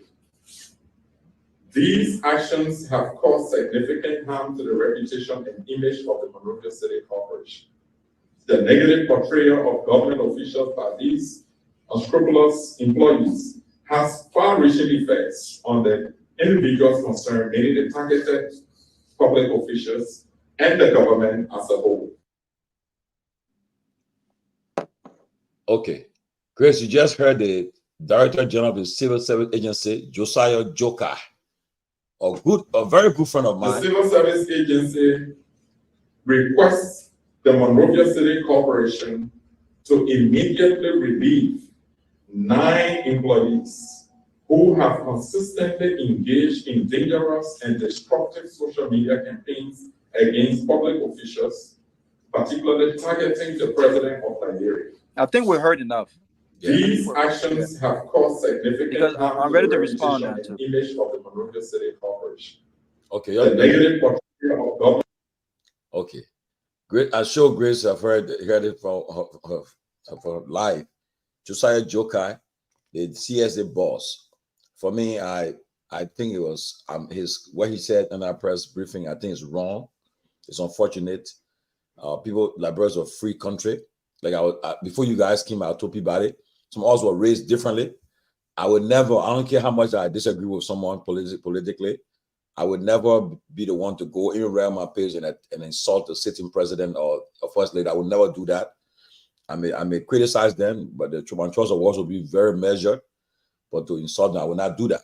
But suffice to say, if anybody even did it, I mean, morally the person is wrong, but I don't think legally the lawyers speak against it. But he was quoting the CSA manual and the civil service manual about protest and strike. So if you're writing a protest or strike, but I want you guys to weigh in, and having P-Way is here. P-Way, I'm sure he'll be able to guide us on this topic. But that's there from Grace, the outspoken Grace, independent free thinker. And Thank you. Also Robert too, and then of course the dog will close us on this issue. But go ahead.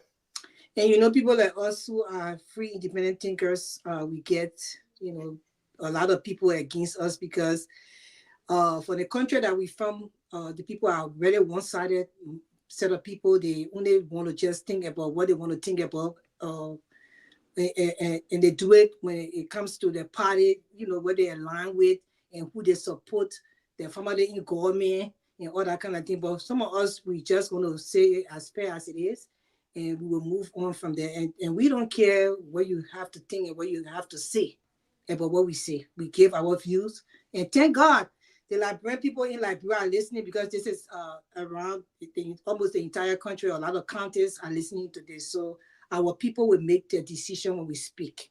I would say that the decisions, the decision to relieve employees of their duties for insulting the president or making derogatory statement, on social media about the government is a complex issue. So because it depends on the policy of the certain institution, there are certain things you just cannot say. I work within that particular range, and that's why I work with the state. So I know that certain things I cannot come on social media and say. It does not give the government the right to fire me, because for me to be fired, it has to go through a lot of process, unlike Liberia, before I can even be fired from my job.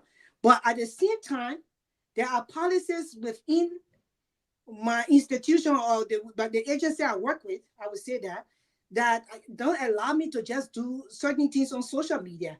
And for you to be working in such a capacity, you have to carry yourself, conduct yourself very well, and you have to be very careful on how you speak, especially concerning anything that has to do with the government and with the president. Now, does it make it right for the president to fire, or the agency of the government, the head of that agency, to fire those employees? I don't know. They will have to dig in their policies. I would say, personally, if I work as a head in any institution like that, I would dig out the policies that will remove them. I don't think the way they carry all the remove all those employees were right. They could have found other things within that could just relieve them of their jobs. Because at the end of the day, why would you be in certain position and you come on social media and act the way you act, although it's your personal life or the work, but also when you are in a certain position, there's a way you have to engage your behavior, and everything has to do with the kind of job you do. But at the same time, you choose not to do that, they hire you in that position.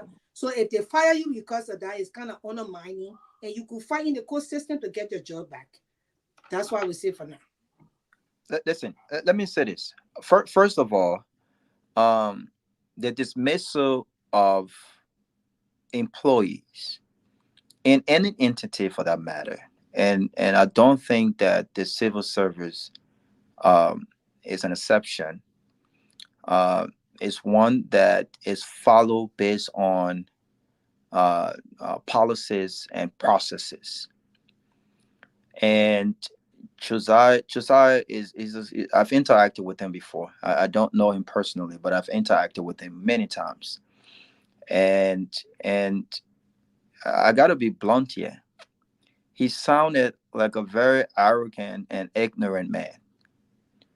You do not go to a press conference and request as the CSA boss, and request, and to some extent demand, the dismissal of Liberians on grounds that they have gone on social media to say certain things about public officials, especially the president. We do not know what they have said.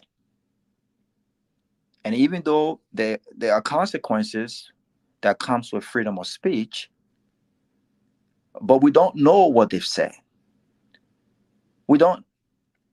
And so because you feel like what they've said attacks your political leader, and so gives you the right to instruct anyone to dismiss them, that's foolishness. That's foolishness. He was in area. I mean, what is wrong with Josiah?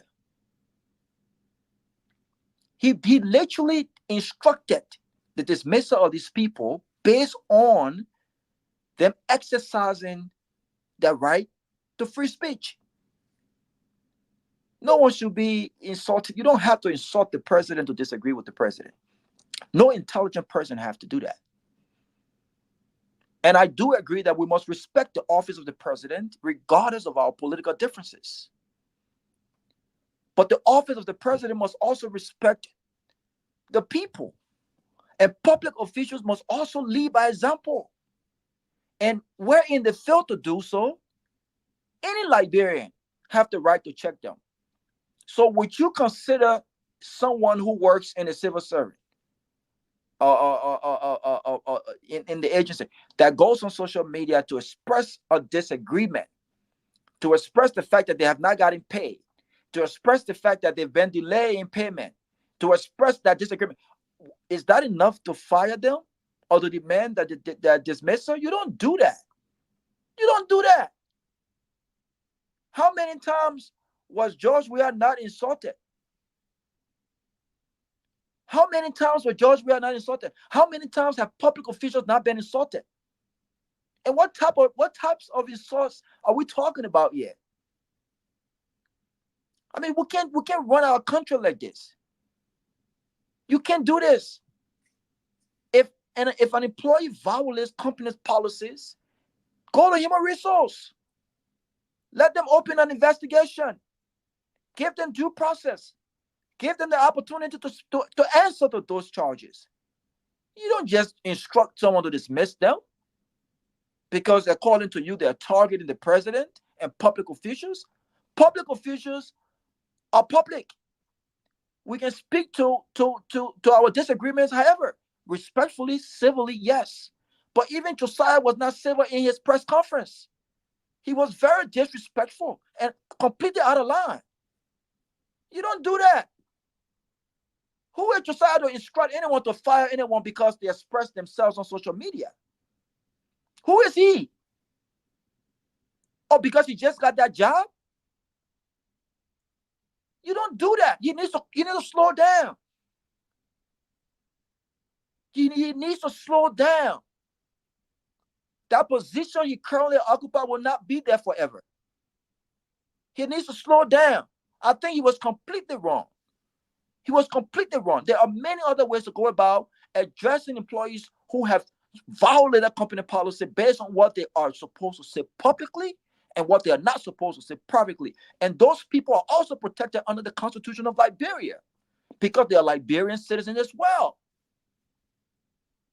So because they spoke their mind, you should go and fire them because they don't agree with the president's policy and you should go and dismiss them? What kind of nonsense is that? If it has nothing to do with their performances at work, if it has nothing to do with their responsibilities at work, why are you dismissing them? Why are you instructing and demanding folks to dismiss them? Look, my friend Josiah, pipe down, man. Slow down. You're completely out of line. Slow down. That position is not your power farm. Slow down. Thank you. You're progressive. Oh man, my brother Raul. Raul, you staying on ground? Because you were just flying go for the man. You were over there. Raul is. I think when I listen to my own dear big brother, and we come a very long way. I've done some. We rallied behind for a lot of time when he was actively engaged into different sorts of political thing. And when I heard him again just now, I felt very terrible. Basically, I thought he's a very smart man to slip the way he did. And again, we have to be a little mindful to when we moving up the stairs to be mindful of how we engage with our fellow men. The first and foremost, I don't know if we do have the labor law, we have the Decent Law Act. If we not, the Decent Law Act is going to be something that we stand to be corrected here. That will replace the 1970, I think that's 77 labor law. Then we have to be mindful also to go back to the Constitution of the Republic of Liberia, because the Constitution is also very clear that there's nothing, you cannot punish any Liberian citizen without a due process. Absolutely, there have to be a hearing for anyone to be punished in the Republic. That is constitutional. There's no law in our country that is so powerful. There's no law that will have to come, and that's why the Constitution is any law that is contrary to the Constitution, that law should not be around. Now, if basically every institution we have law, I can recall when I was in the GSC, we have what we call the Political Neutrality Act. That was a provision administered in the GSC and that was done by the HR of the GSC. We all were made to sign the Political Neutrality Act.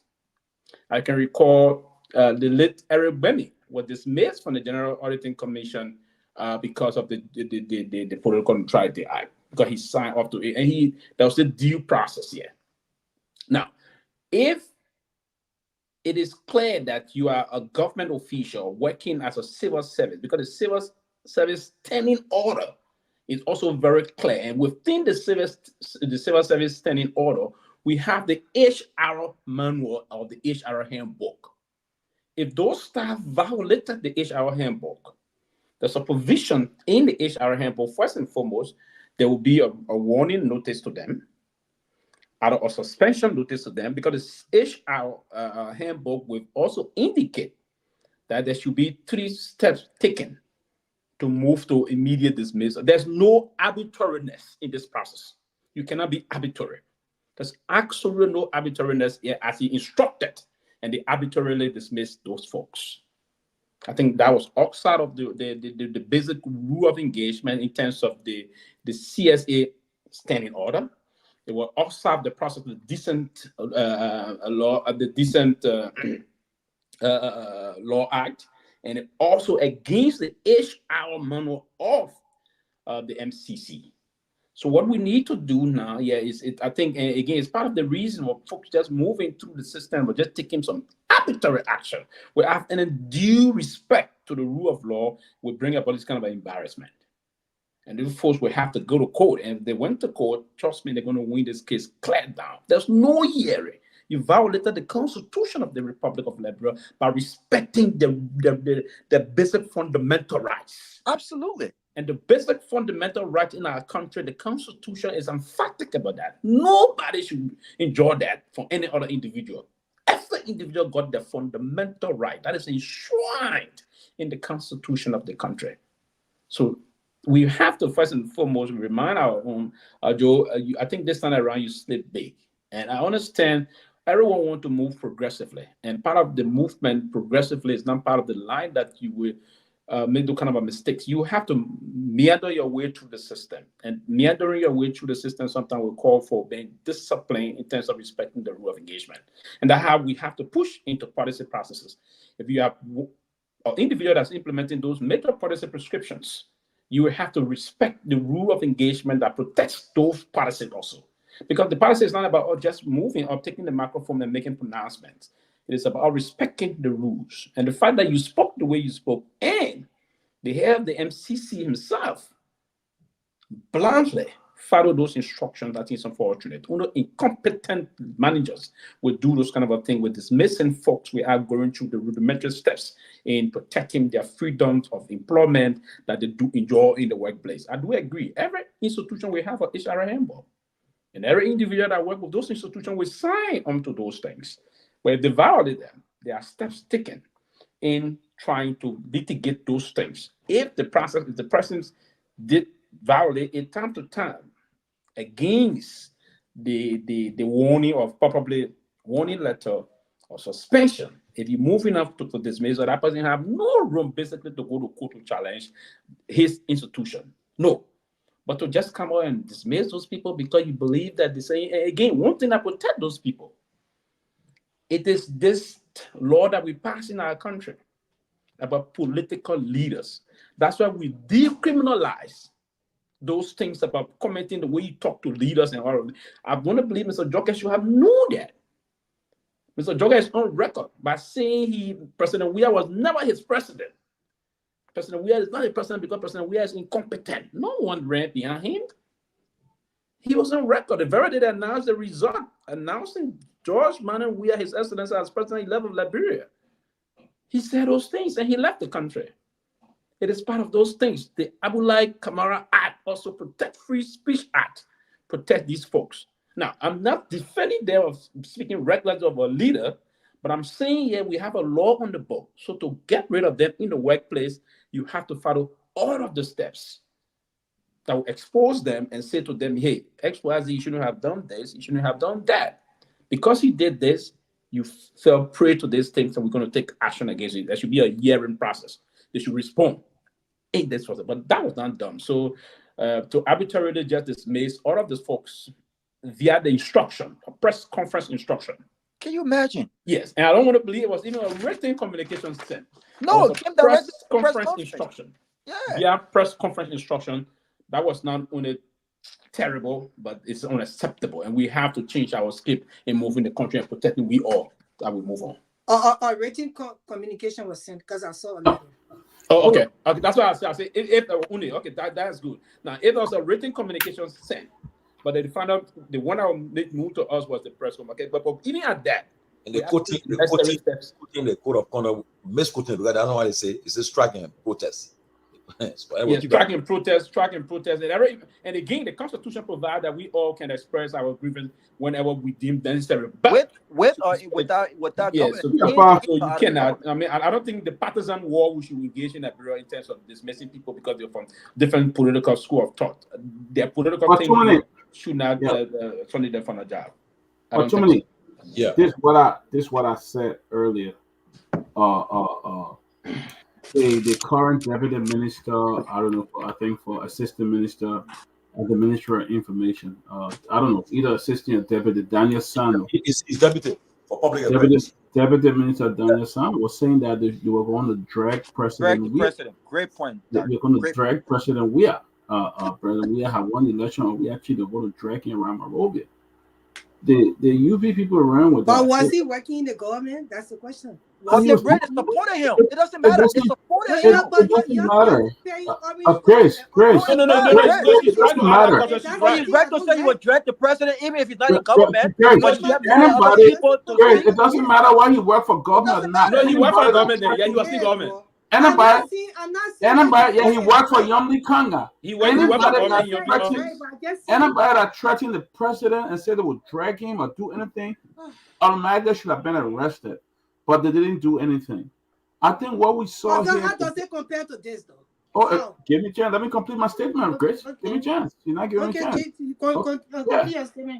So what I'm saying here, what we saw here today was just one of the reckless and irresponsible. Very irresponsible. Those are some of the thieves that take over and want to act that they are defending or they're protecting the president.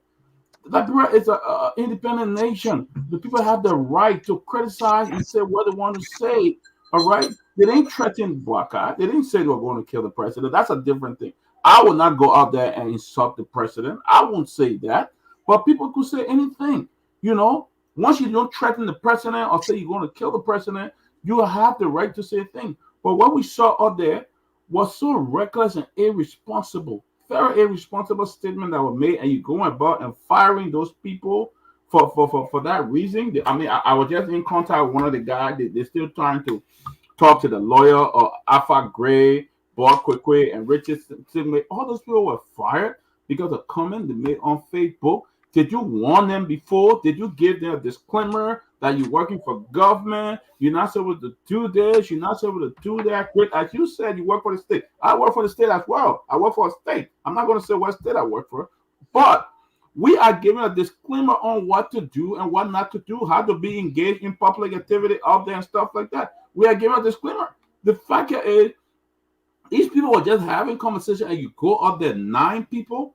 I don't think they were fired for that reason. They were fired only because they were in previous government and they want to give way now as a dumping spot for UP partisans. That's all they did that for. But they really weren't fired because they made a statement. But they're trying to justify why they fired them because they want to make there a lot of stuff going on within the UP now among the partisans. A lot of them, they have not been given jobs. The UP partisans are complaining that President Bouakai is appointing all his Lofan and people from Lofa and leaving his relatives and other people and leaving those who are really in the rain and walking from. That's what they're complaining about. You see, and we see why almost 635 officials appointed was from Lofa, all of them, and that's why they are looking for a blame game. So all these people wrote on social media, not really well. These people are part of CDC and they want to bring in UP partisans, and that's why they're kicking them out. That's the only reason they're doing that. So is this new? I mean, I just want to say something to Money quickly. Yeah, where?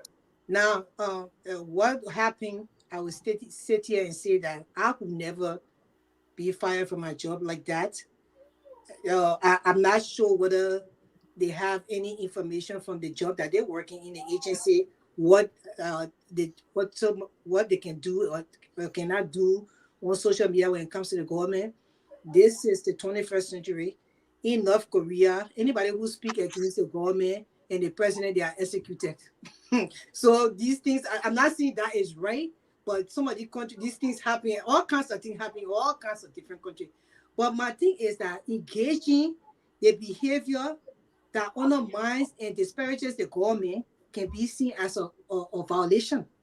Well, at the same time, people gotta they have the freedom of speech, the right to freedom of speech to speak. So until we can find out when these people go to court, for the court system to really look into this, why they were fired like this. I don't know what policies that HSA has in place that maybe they were told before when they were hired, or maybe during CDC time they never told them, and the man got some information that they don't know, and he never share. Because every time you need to, upgrade your training, tell the people what they're supposed to do, what they can't do, in any agency when you're working. So every now and then, 6 months, they bring more updated information for you. So like, brother, they don't do all those things. So maybe the people don't know. But at the same time, they have the right to speak. It's a freedom of speech that they're right. It's a fundamental right of everybody to have the freedom of speech. But also, if you're working within an agency and you come against that agency, against the head of the entire country that runs that agency, and say some derogatory things, they could find a means in the HR or the means in the policy to let you go. Now, how this man went about it, as people were seeing, there are steps and processes to go about it. How he went about it was totally wrong. And I think that the people who are suffering because of this, the people who were fired, they should take legal action against it. Yeah, but Peabody, give me 30 seconds, please. Yeah, 30 seconds. The reliance, see, Grace, the reliance, which is, I said it because they said the administrative action is in consonance with Chapter 6, Section 6.2, Code of Conduct, subsection 6.2.132, neutrality and participation in strike and protest of the Human Resource Policy Manual. So tell me now, where Smiley read on social media, where they're talking about neutrality, participation in strike and protest. So there's nothing, the reliance they're giving for firing the people is totally out of line. Now, so look, the remedy, I will come again. I saw one of the most popular rescue senator, Monsieur Senator Dillon, he condemned it, but I say he shouldn't stop there. Dillon, you have access to the president of the Republic of Liberia.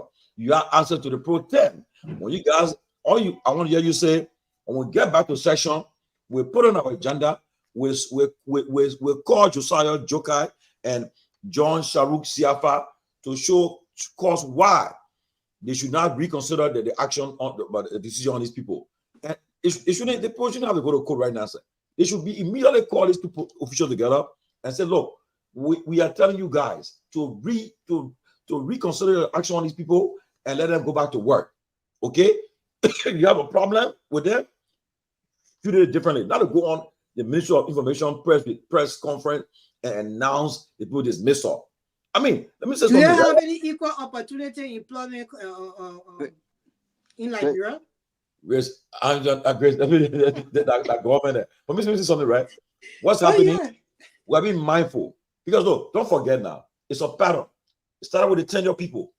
Tenure people were kicked out. They went to the EPS folks. They kicked them out. Look, and I'm telling you, when they appointed the Minister of Defense, Prince Johnson, the AFL wives started protests. They were taking out and sent to the NSA.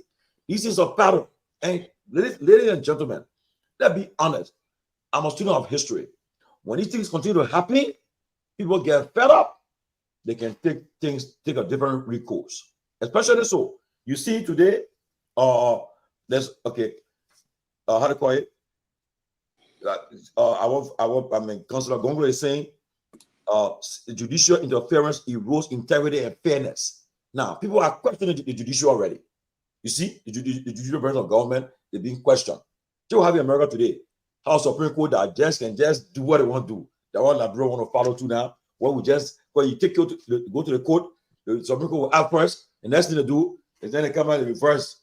So right now, you gotta be very careful because these things are being it's going chronological order. People see what's happening. These things have been documented.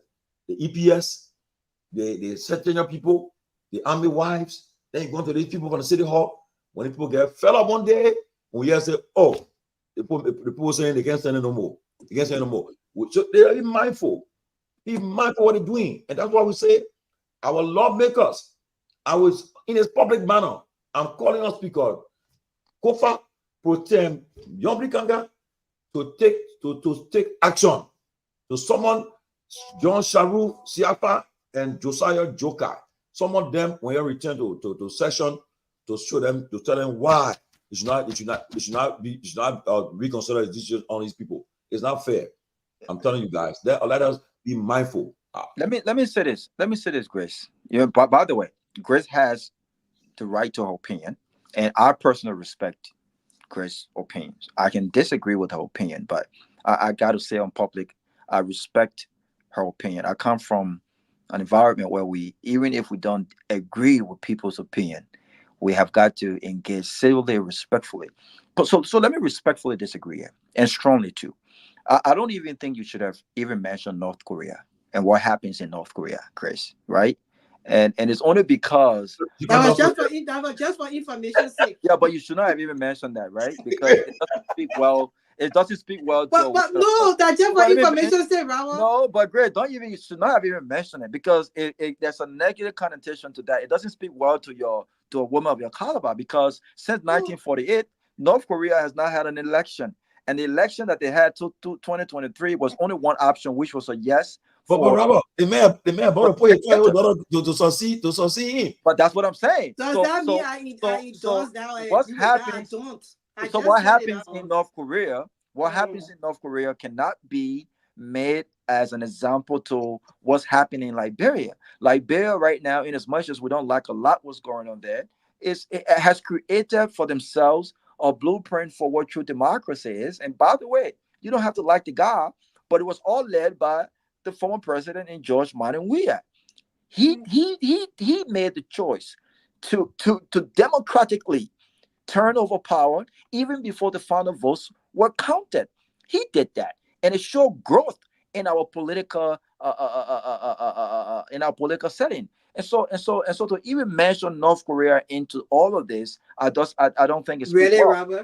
But let me say this. Really, I don't think it speak well. Let me say this though. Let me say this. I think this is when the opposition stands up. This is when the opposition stands up. This is when you go and you protest. But you know what I also realized, Timberland, is I'm not a parent yet, but I think that as adults and leaders, I think that what we do speak volume more than what we say. If we want those that are watching us, if we want those that respect us, if we want those who work for us to do the right thing, they watch what you do. And sometimes our bigger brothers, and when we were much younger, they'll say, do as I say and don't do as I do. But it doesn't work that way.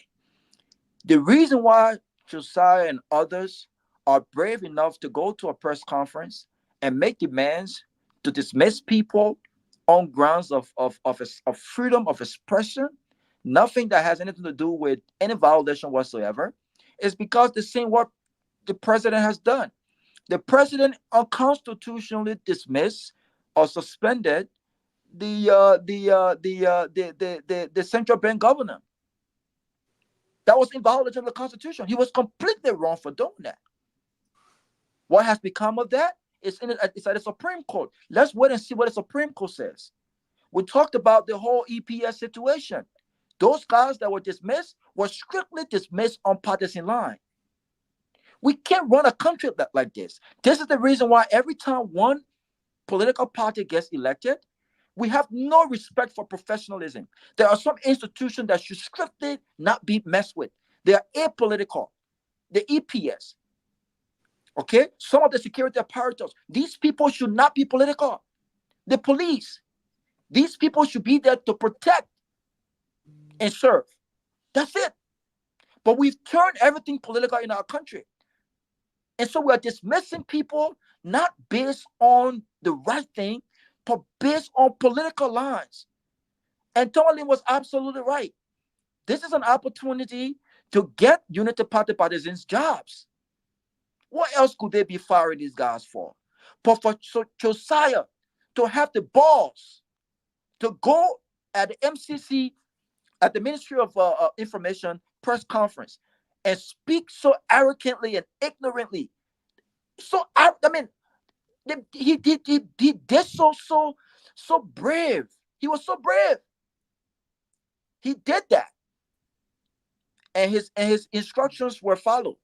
To have done that, The opposition must stand up. And I'm not even talking about CDC. The opposition must stand up. I want to hear the voice of Dr. Clarence Manuba. I want to hear the voice of Alex Cummings. He's been quiet for a long time. I want to hear the voices of reasonable, sound Liberians. We can't continue this way. We can't continue this way. You can't be dismissing people because you don't like them or because they didn't agree with you. They don't agree with the president. You can't be doing it. You can't be doing this. Who is Josiah? Who is he?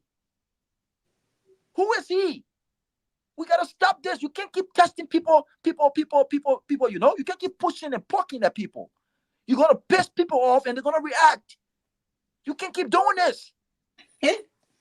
This president came here to unite the country. And after a bitter and very close election, you've got to lead by example. You can't keep doing it. Mike Chabate came here and threatened the life of another lawmaker. He still has a job. Have they fired him? Have they held him accountable?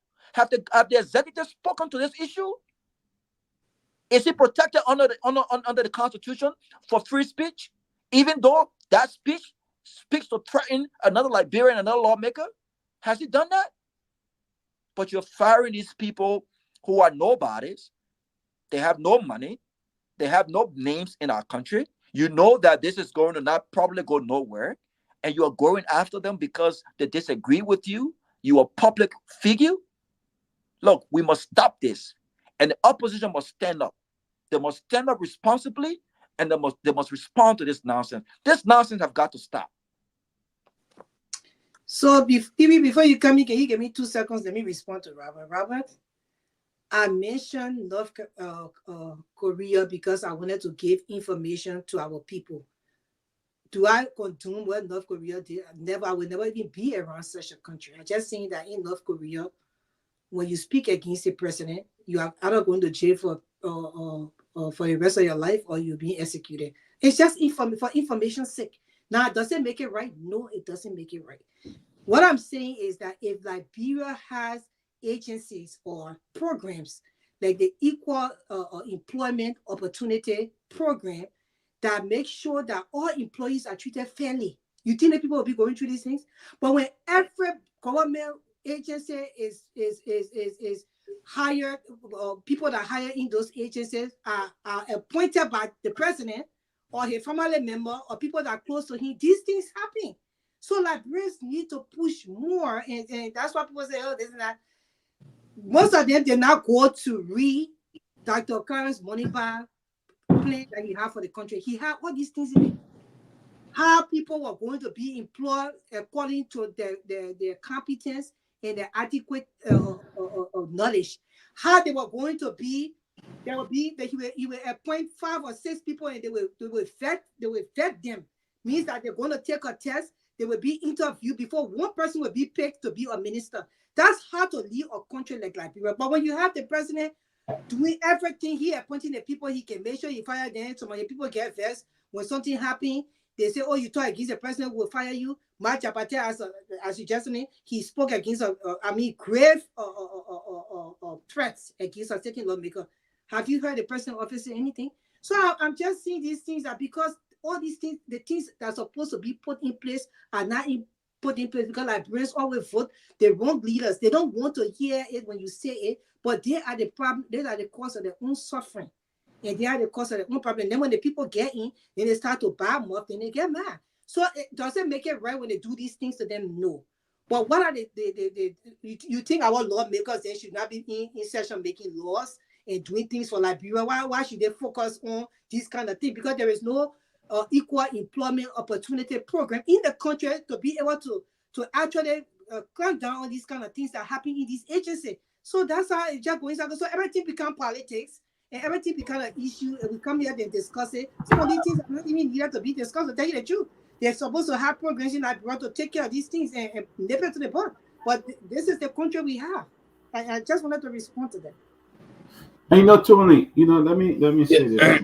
Also, Vesta, go ahead. I'll give it to you. Yes, but again, for me, what I would push is that a lot of our institutions in Liberia today, and it started from many decades, and it's wrong. We need to protect institution. And the constitution of our country is also clear. The constitution provides for equal opportunity to work. Equal opportunity to work. The same thing the constitution gave us, the freedom of expression, we have equal opportunity to work. And that's what that's the most supreme laws of our country. Now, and that's why different phases of the law, we have our HR handbook, we have the Decent Law Act, we have the labor law of our country, and all of those things, we need to set a standard.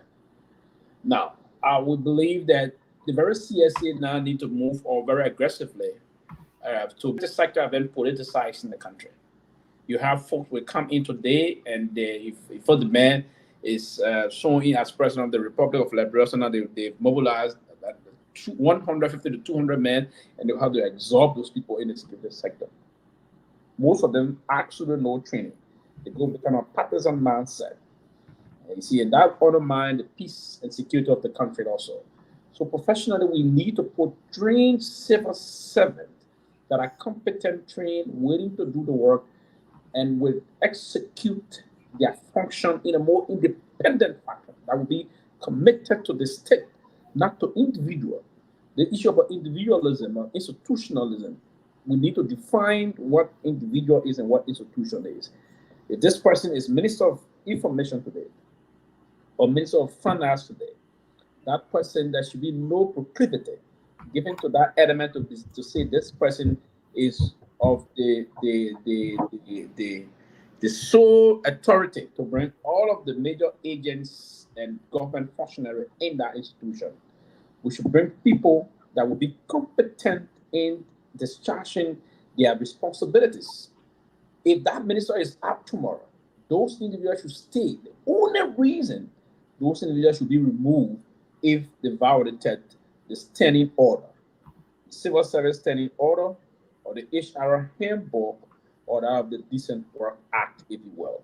If they blatantly, because anything that will bring arbitrary dismissal is where someone has blatantly violated the law that governs them when they have done something that is inimical to their functions and responsibility thereof.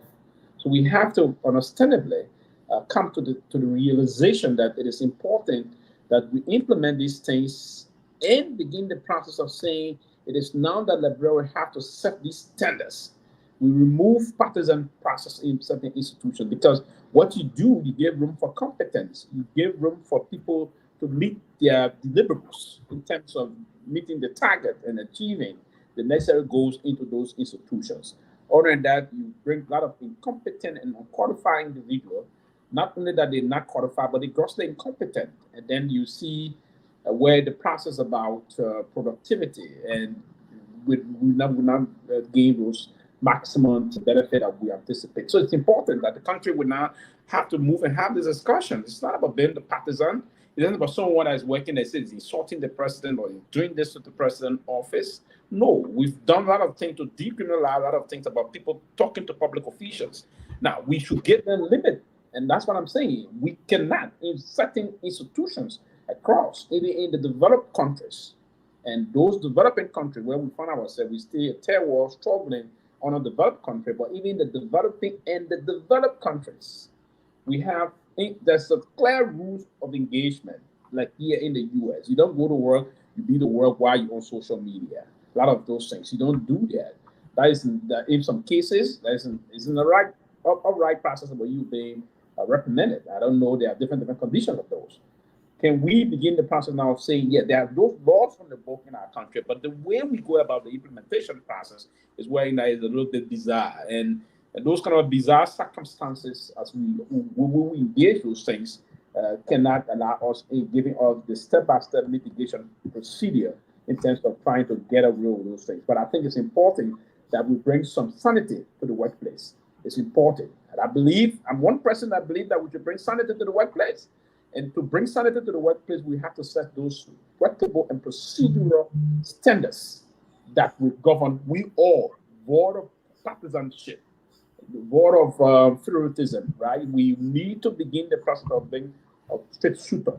Today, this law is not going to protect Pee-wee, it's not going to protect Timony, it's not going to protect Dr. Peabody. This law is going to be a holistic law that those that will be competent will work in the competent field. If you violate it despite you're competent, despite your qualification, you're going to get the space.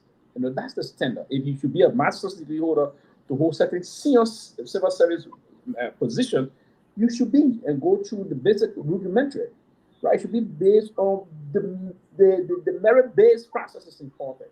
Instead of just you bringing the system in today, this group will come and invest when somebody says things, invest them up against other people. I think we should set a standard for our country.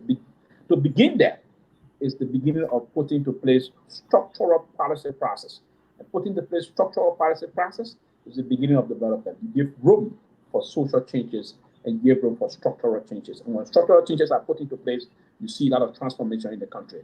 Good people start thinking outside the box. And when they think outside the box, they bring progressive, revolutionary transformation in the country. And that's what we need in our country today. Everything is down. To change those things, we need a bulldoze tendency in implementing policy structural change. Well, Peabody, you want to say something before I wanted to read something? Yes, Timothy, like what I said, I just want to re-echo that. I just think it shows the lack of the limitation of the civil servant director who, because as a trained civil servant and educated man, you will not even get out there and speak with any sense, because what he did today was just, I don't know, he was doing it in the interest of the party, but as I said, they are just using that as a dumping ground. Now City Hall will turn into be a dumping ground for disenchanted Unity partisans. There are a lot of Unity partisans that are disenchanted right now. They are complaining. I heard it. Folks have told me. There are a lot of them who struggle even from here. There are some who were given preference when it came to this tenure position. They allowed them to move in and get it. And there were some who were even given tenure position. They are telling them, oh no, it's tenure and you can't go there. But they were able to remove some people from their job because they were the interest, it was the president's interest. The other one, they don't care about them. And there's a lot that have been going on within there. There are a lot of disenchanted. They are mad. They are crazy because they complain of two things. They complain that the president has continuously appointed his family members to key position, in which we can name, okay, from the central bank onward to other ministry, everybody. Now Liberia is turning into be the Republic of Lofa. That's what Liberia is turning to be, the Republic of Lofa. Because it seemed like almost impossible. But we said this thing before when we were on Prevent Network. We said that, in fact, I've asked the vice president when I was a panelist on Spoon, that a lot of people complain about him being a tribalist. I asked him that question when he came on Spoon, and he said no. But what we are seeing now is just what we asked him. People who knows him has said it, that he often talk about this black book that he had kept for so many years, that he has a lot of resentment against the Congo people and other people that he had resentment against. He wrote all of that in his black book. People who visited him, he removed that book and talked about it. But this is a man who can look. A leader should not be the one who takes side. A leader should be the one who takes control of situation. And President Baga has proven not to be that kind of person. He look what he's doing. They talk about him being in power for 40 years. If you've been in power, because that's why you ask any Liberian on the street, why are you voting for Baga? Oh, he's the only one that got experience. He's been there 40 years. He never stole before. He never did this. He will crack down. But apparently, he is not up for the tax. He probably lacks the energy for this tax. He probably is not able to do it because what we're seeing is like everybody doing their own thing. Everybody driving their own book and taking their own action and doing everything. It has not even been 8 months yet. We are seeing corruption flying all through the windows. But yet and still, you criticize the previous regime. Oh, they were rogue. Oh, they were stealing. The same old thing. So what kind of change are you bringing? What kind of relief are you bringing to the Liberian people? When you firing people, when your city mayor or civil service director go on national radio calling 9 people that are going to fire, I'm afraid these guys will go to court and nothing will happen. That's what I'm saying. They will go to court, they will have the right, they will have a case for people to fight for them, and nothing will happen. That will be the end of the job. Nothing is going to happen because our court these days side so much with the government only because of the personal interest, judges and all of that, personal interest. So it's hard for the Liberian people to get justice, even if you take a case to the court, because they want to get the benefit, so they will side with the president. But what we're seeing happening in that country is so regrettable. It's sickening. It's very disturbing to the mind that folks will fire people because they have a link. And you just say like, oh, president, when you work, president, we are. He's not friendly with somebody. You can't be friendly with other person that did the same thing, and they were, oh yeah, the president can keep tweet, oh the president can do this. But now, because those guys 1 or 2 and they had association with Jefferson Kochi, you say you're gonna fire them from the job because I mean it's all about it's a strategy to bring in the disenchanted cities. I mean, UP partisan. That's all. That's the strategy. So they will do it. And like you said, Tony, they went to the EPF. They fire people, even train people. They started firing them before they even took over. Sam Gay was just acting like he controlled that place. He went there. You came from the from drug enforcement. Why you didn't go to LDA? He jumped there and started firing people. Old people not qualified. People not doing it. There are a lot of them in there not qualified today. So you qualify as an LTA man. Why you didn't go to LTA to be the director there? Because you got international experience when it comes to drug enforcement. So why you didn't go there?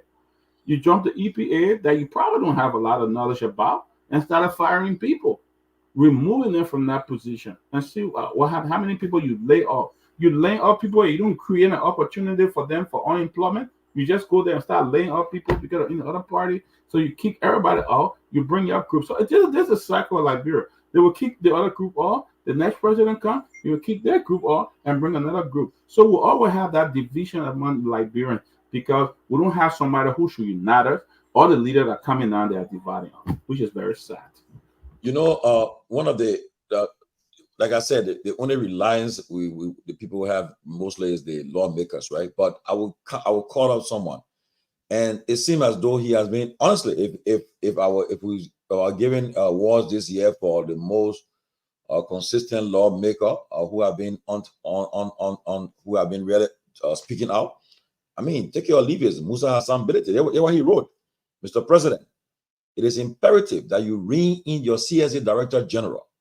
He does not have the authority to infringe upon the rights of civil servants guaranteed by the Constitution. If you fail to act, it will be evident that you are using him to purge the civil service. Reassert control over him, or we will be compelled to take action ourselves. Consider this a warning. Now, look, the Constitution says you have 3 distinct or coordinated separate branches of government. Okay, the executive that are there to enforce the law. Somebody, I'm not breaking you. Sorry, the last time they were only very short.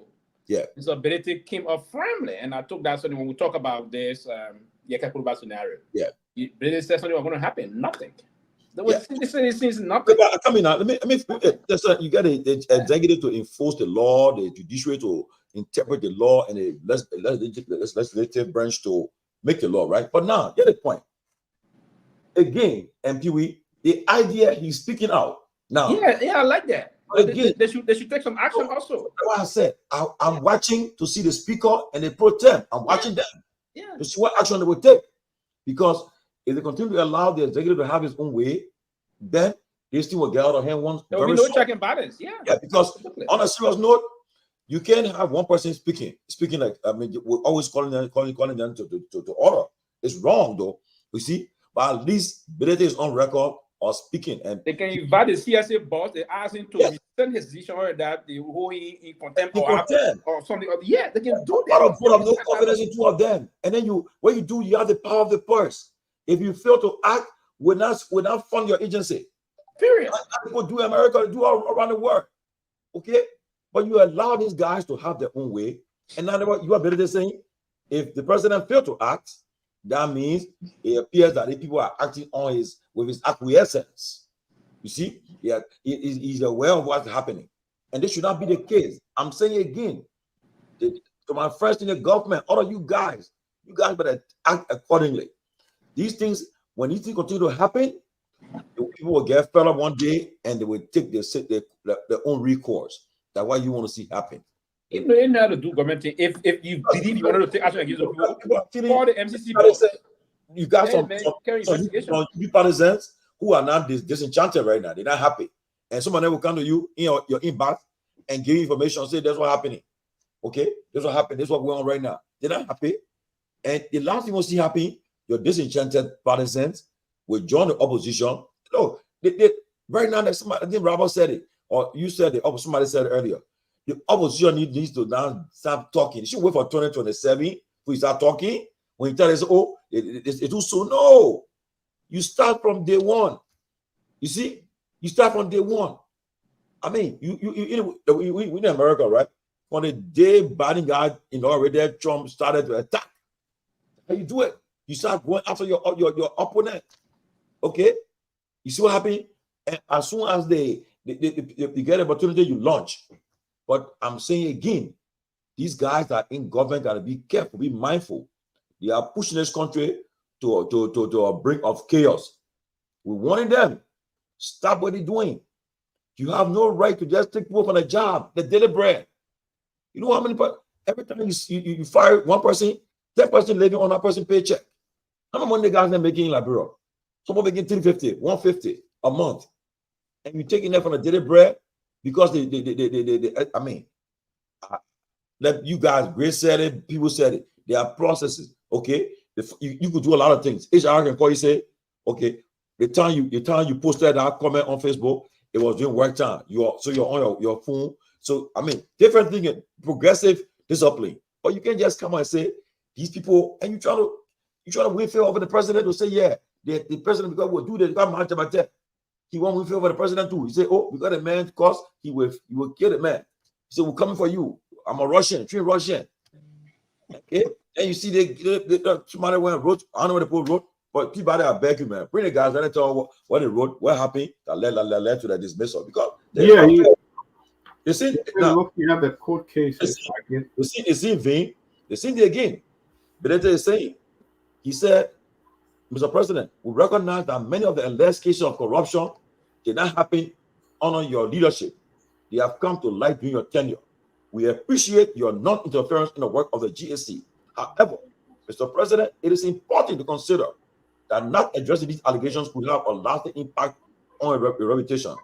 Neglecting these issues for political reasons may lead to harsh judgment from history. You see, now, most of the time that you don't cherry pick the whole corruption, nothing, don't cherry pick it. Address everything holistically. Go after everything. But what's happening now is people know that games are being played now with the whole issue of corruption and other business. Playing games with it now. Because if, for instance, if I found out that my man Peabody is connected to some corruption issue there too, if I don't care, I'll say when that report, I say no, okay, I will dodge it because I don't bring my man Peabody in. Okay, so I will dodge it. The one that I involve, any of my people out there, what will go after. It's wrong. It's wrong. So I mean, I just pray and hope that people will see reasoning and will start to speak up and to act. Before I rest, I await the legislature returning to session. I want to see the action of the speaker and the pro tem. Also, what they will do with this thing that's happening in the country now is serious. Grace? The way you're saying it is so funny because you know we don't expect anything of these people. Honorable Belete means well.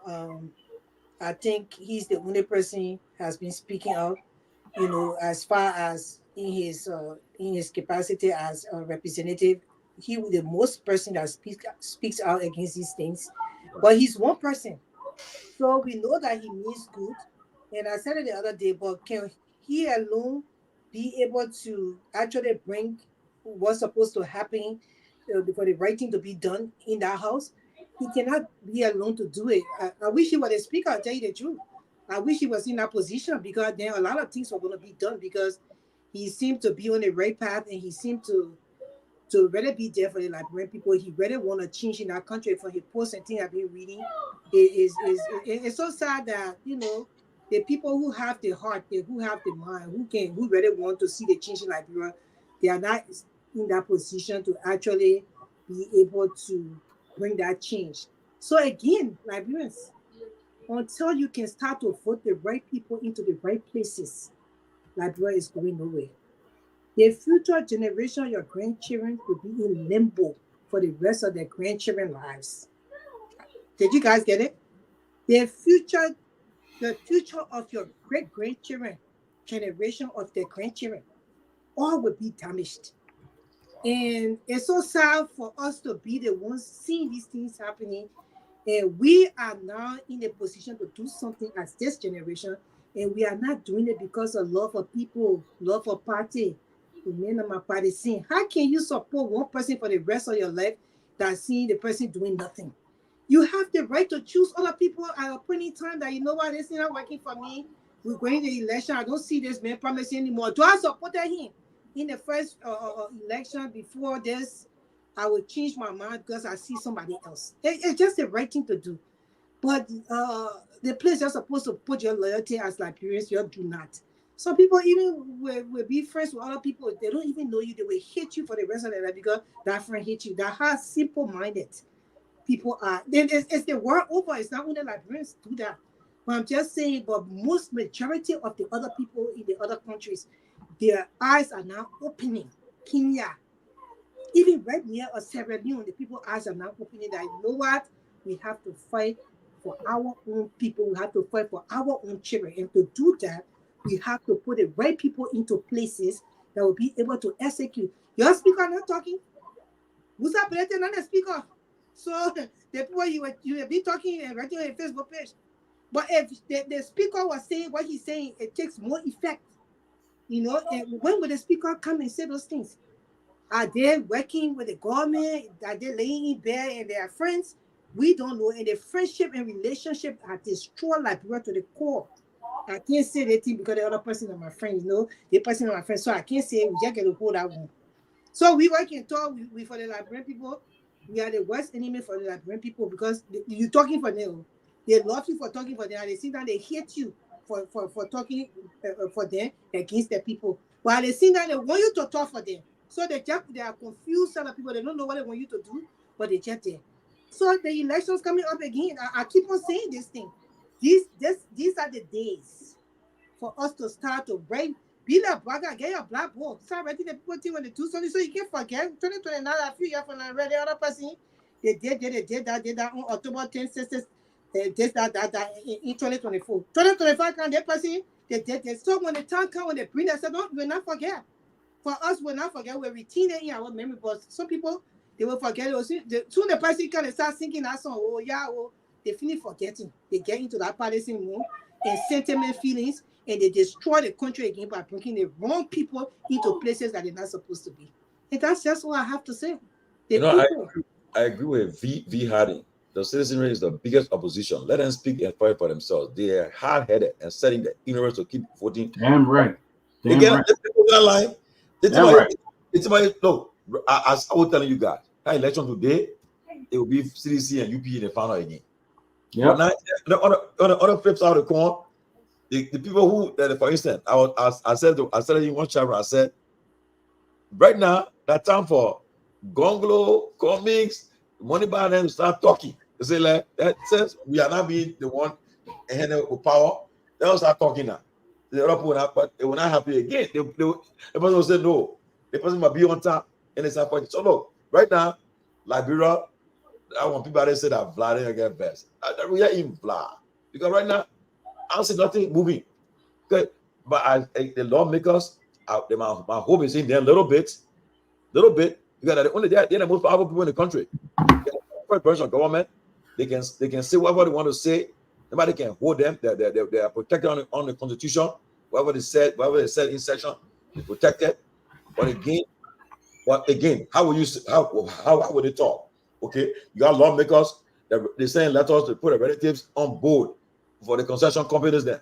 Okay, you got lawmakers who relatives are. I mean, look, if I'm a lawmaker about the rescue team right now.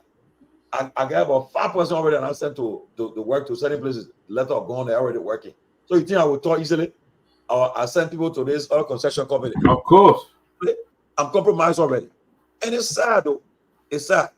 And look, we just the people, but mind you, the people that you're talking for, they'll be the one insulting you. Yeah. How you tell somebody say, I saw somebody wrote and say Grace looking for a job. How was she looking for a job when she worked in the greatest country on earth? Where would the state to get a state job? American not job. Thank you. Left-hand job. Okay. That's why I say, oh, somebody you vet because they give you a job. Come on. I mean, you get all the benefits here. Your children, they got who have benefit, you got health benefit, insurance, everything. How you say the person looking for a job? Person just but that's how they kind of said about you to talk about that mean that they want job. No. Yeah. Again, no, it's a sad thing though. But look, something we've seen this, and that's what I'm saying here, that the president probably is not in the know of a lot of mess that's taking place. I mean, if you have somebody who could sit there and fool a whole president to say he talked to Elon Musk and the executive mansion had it on the page, is that any serious group of people? You lie like that to the president of the nation? He said he talking to Elon Musk, and you take the phone and give it to the old man, and the old man talking to a computer generator voice. And I told somebody argument. I said no. I said look. I said you know something. I said we cool. I can't embarrass you, man. But I said I said the paper don't do that. That was so embarrassing. I said because had that thing been a real Elon Musk by now, you would have seen the people in the on radio now. Yeah, but why they put it on the executive mansion website that the president spoke with Elon Musk? Why they want that there? And it was a national news. The UP policy ran with it all over. President, we are speaking to Elon Musk. Well, they started showing that different video of the scene Elon Musk, the scene kind of AI video for talking to different people. They started to take it down. The foreign minister, they said the president was in the car and he was talking to Elon Musk. How can you make a lie like that for a whole country? And everybody just buried and didn't talk about it. I told a friend, I said, look, that's an AI thing there. I said, Elon Musk. For true. I said that's a prank there. You don't stop that thing. It was a shame. Very great. You say Elon Musk, you saw Elon Musk talking with Trump already. I real Elon Musk there. Yeah. Yeah. But you know, I mean, it's a look, like it's the best. Blah. People believe in blah. They were running with that. Another issue, gentlemen, ladies and gentlemen, the issue about this budget, right? Okay. Somebody told 20, they said the executive branch said, oh no. Somebody put $20 million in the budget for the less of the job. Now, where the money coming? Who put the money there? But now the tune changing now. They're using different word like miss a line, trying to find out way to do it. Now I got front page that came out Sunday today. Another one. Oh, they call it in a serious problem now. You got the front page story. I think you guys saw it. Okay. They say the GAC audit reviews unauthorized establishment of 12 bank accounts by the National Road Fund. I mean, 100. I mean, look, guys, the country is in a serious problem, and we're taking it for a joke. But it's about time that people start to speak out. Okay? Because the reason why we talk to somebody, so opposition, no, tell you Grace and P.W. and Peabody, they tell you say, well, Georgie, right now go talk. So my business are doing, my contract are getting. You know what will happen? I said, but and you hire people. So I mean, did they poke here? To the extent where some people are hide what they're doing. You're a businessman, you are hiding. You're afraid that they find out you're doing a business and you don't want running a mouth talking. They say, okay, for you, we'll close that man or close that woman. So you don't get that contract again. And that's what I mean. How can you survive in a country like this? They do that, and that have been happening. Computer government, that's what I think is continuing. You critical. And there was sometimes you invite people to come on your show. They say, "Can you be from you? I want your show every day, but I can't go there because I see something there." Imagine, look at the boy came the other day. My brother Chokon say, he said, right now politics. I won't talk politics because I'm protecting my candidate. If I can't talk something now, somebody got to take it. I mean, that's the mindset we got. It's wrong. But if you continue to push people to the fence, they're going to revolt. They're going to act. People, you stop what you're doing. The country is not a country that they say is not divided. The country is divided. People are not happy. Some people regretting that they left power so quick, and they say, "Wow, no, you can't see it happening." So imagine, look, I don't have pocket money show. Look, I remember I went to Liberia field. I said, "Yeah." I saw myself. I said, "Yeah." Power don't change, because people that had certain opportunities, they don't have it again. Have certain privileges. And you want to take a look of it. Certain people around Courtney, when they read on Facebook, their followers just became their blossom. They got over thousands of followers. Now when they read this down, 5 minutes, you'll see people, maybe 4,000, 500 person already that comment. But this time, when they read it, take them. I want to post my the number. I said, wow. I'll tell people about it. Look at the person. The person to the top part, the followers was high. And the right people run to comment on the post for the person to see their commenting. But nowadays it's different. That's why some of us cannot me. They cannot mind. I can work in government job because you can make maybe to say I might succumb to you or start kissing, asking that keep me on the job. No. Thank God in America where I work for myself and I can take care of myself and my family, because I can be succumb to you because just I want to be in your good grace. No, it's wrong. But again, let's use our platform to speak to the people that are in power. Stop trying to divide the country. Everybody has a right to work and live peacefully in our country. If somebody decides to be critical, let them be critical. Once they don't violate the law, let them enjoy the freedom. The freedom was fought by people for many years with blood and sweat. Okay, people pay the price for the freedom that we enjoy today. So the people that pay the price today, they're not alive. You know. And man, I just want to stop to recognize the passing of Liberian geophysicist and politician Clotus Watterson. He died at the age of 87. Former pro tem Senate, a former leader of the I think and Pee Wee, what was the group that Watterson headed? The Alliance, yeah, he was the Alliance, yeah. They trying to play the man. No, Grace, people being pretty positive for long. I don't know what were you guys, but I remember I was around. That they say with the king got a beach house, right? Everybody thought that Barcos were going to win. That the Barcos or somebody was going to win the Senate Bureau position. And I know what happened on that. So he flipped. Watterson won. They said no. They said but people tell them were beating. People that Barcos said Watterson won. They said no. And they just honor that man. PR9 started off rap, PR9 just surface and when people say that they honor that puppet, and then the man went there and tell the flog gang good again, big time. Because I mean, we've been divided for long too. To come together every time we get 13 parties, 20 parties. And mind you, right now, all the parties we have 20, 23, where are they now? All of them with a bag, have offices around, all of them gone into hibernation. But soon as 2028 coming, they come again. They won't start having party again. I say we are learning our lesson. We'll be very careful. Any party that win now, we part of winning party. Yeah, and I know the party that win, yeah, they didn't exist, yeah.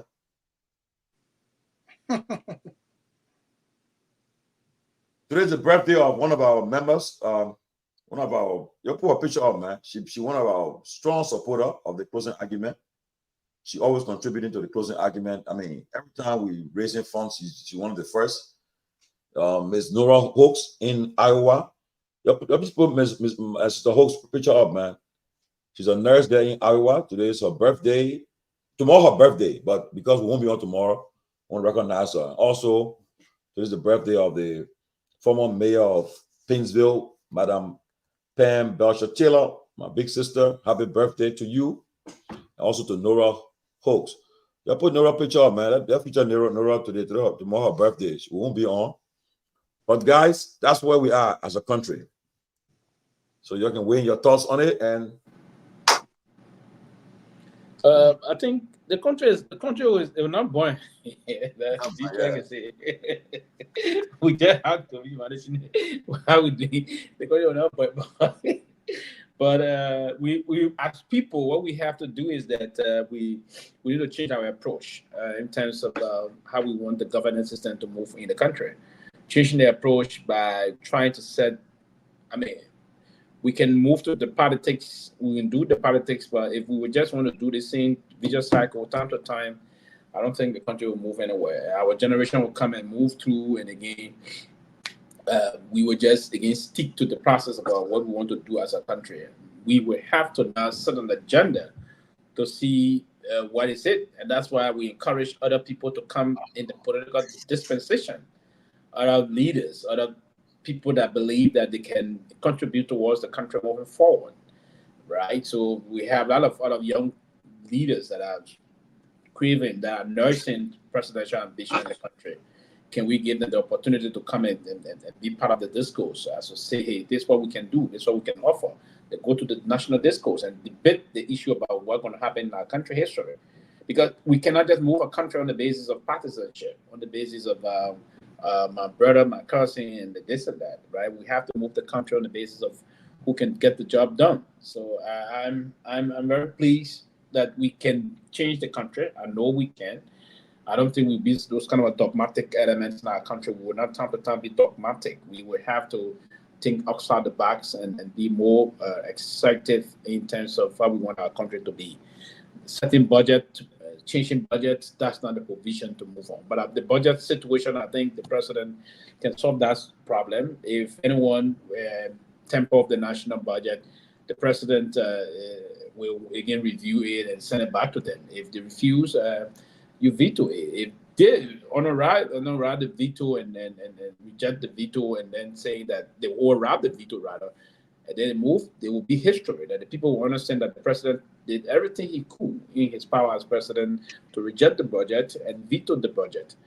And then, but they came because of the two-tier, because the Constitution is clear that the Constitution said two-tier of both houses can reject whatsoever the president will do. So if that's the case, but I think I still have some hope, serious hope that the bill can move on and we can take the real track. We don't have to have all the resources to be a standard country and a country of policy, a country of rule of law. One of the things we need to do is to change our perspective, our mindset. Changing our attitude and our approach to things can help tremendously change the country moving forward. I think there's hope for us yet. It's not doomed for the country.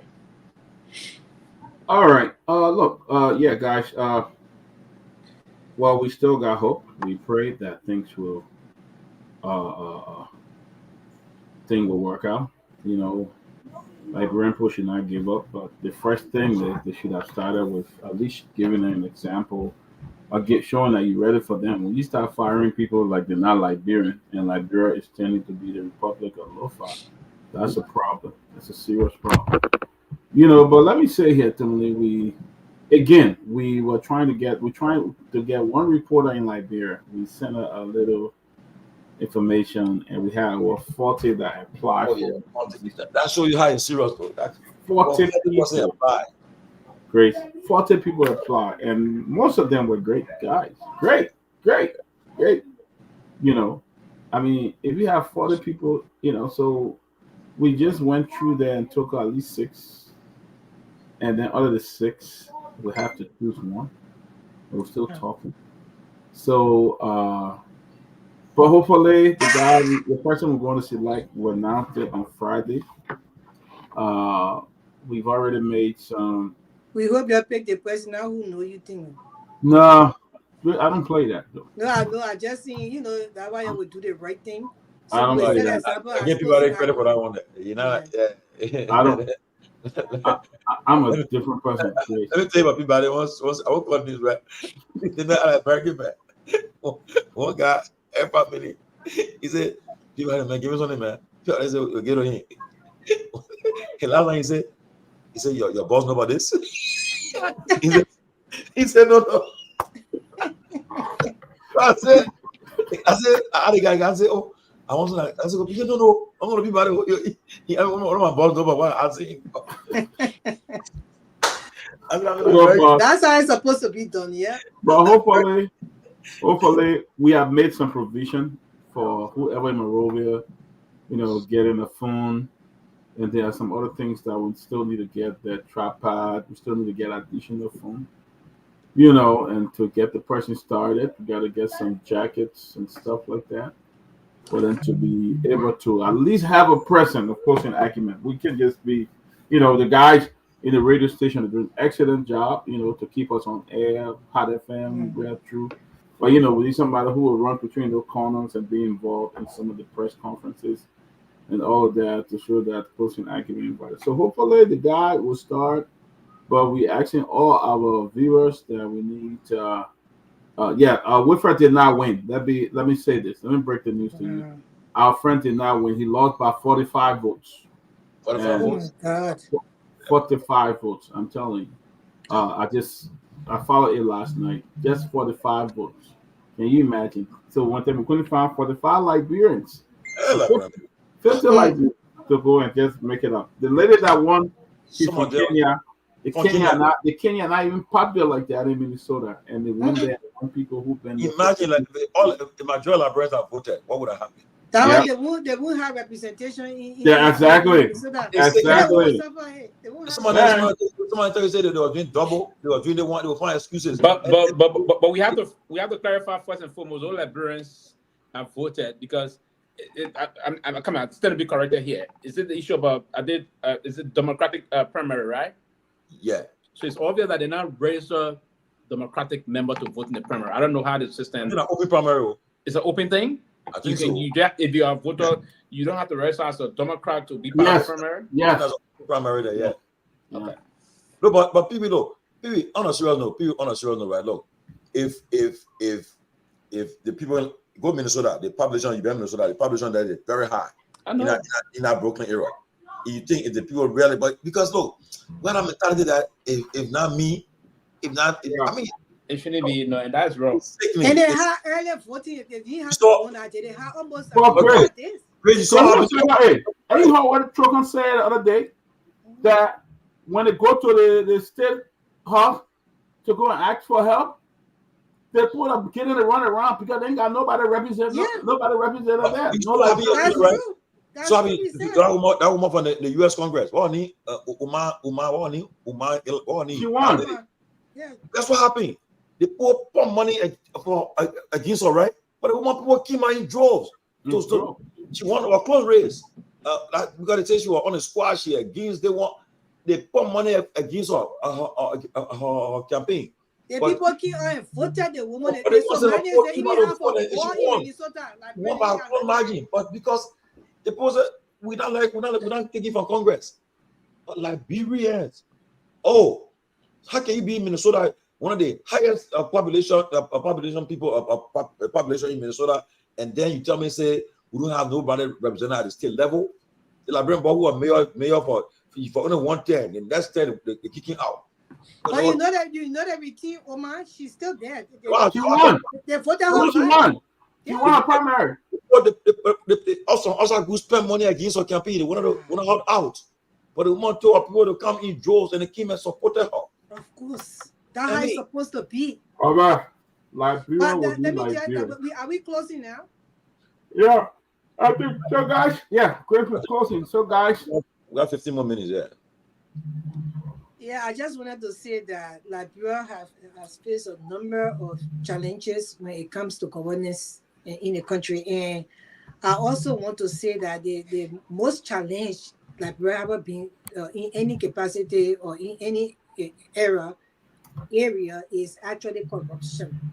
Corruption is one of the biggest persistent problems that we have that the country always in the number of the poorest country in the world is because of corruption. I don't know whether they're taking the 7th place or are they taking the 8th place right now in the world, but it's just sad to see this thing happening over and over again.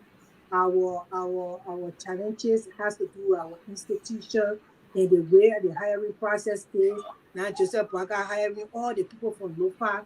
When we were there, the people were taking over the government. I mean, it's just it's so sad. It happens time and over again. I always say this, uh, I went to Liberia. I go to Liberia almost every year. Since 2009, I go to Liberia almost every year, except for the pandemic. I took a break in 2019. I was just there a few weeks ago. But you see, everything persistent. The scenario is the same. The only time I saw Liberia really looking much better was Ellen Johnson said time a little bit. Right now, it's just going from worse to ridiculously worse.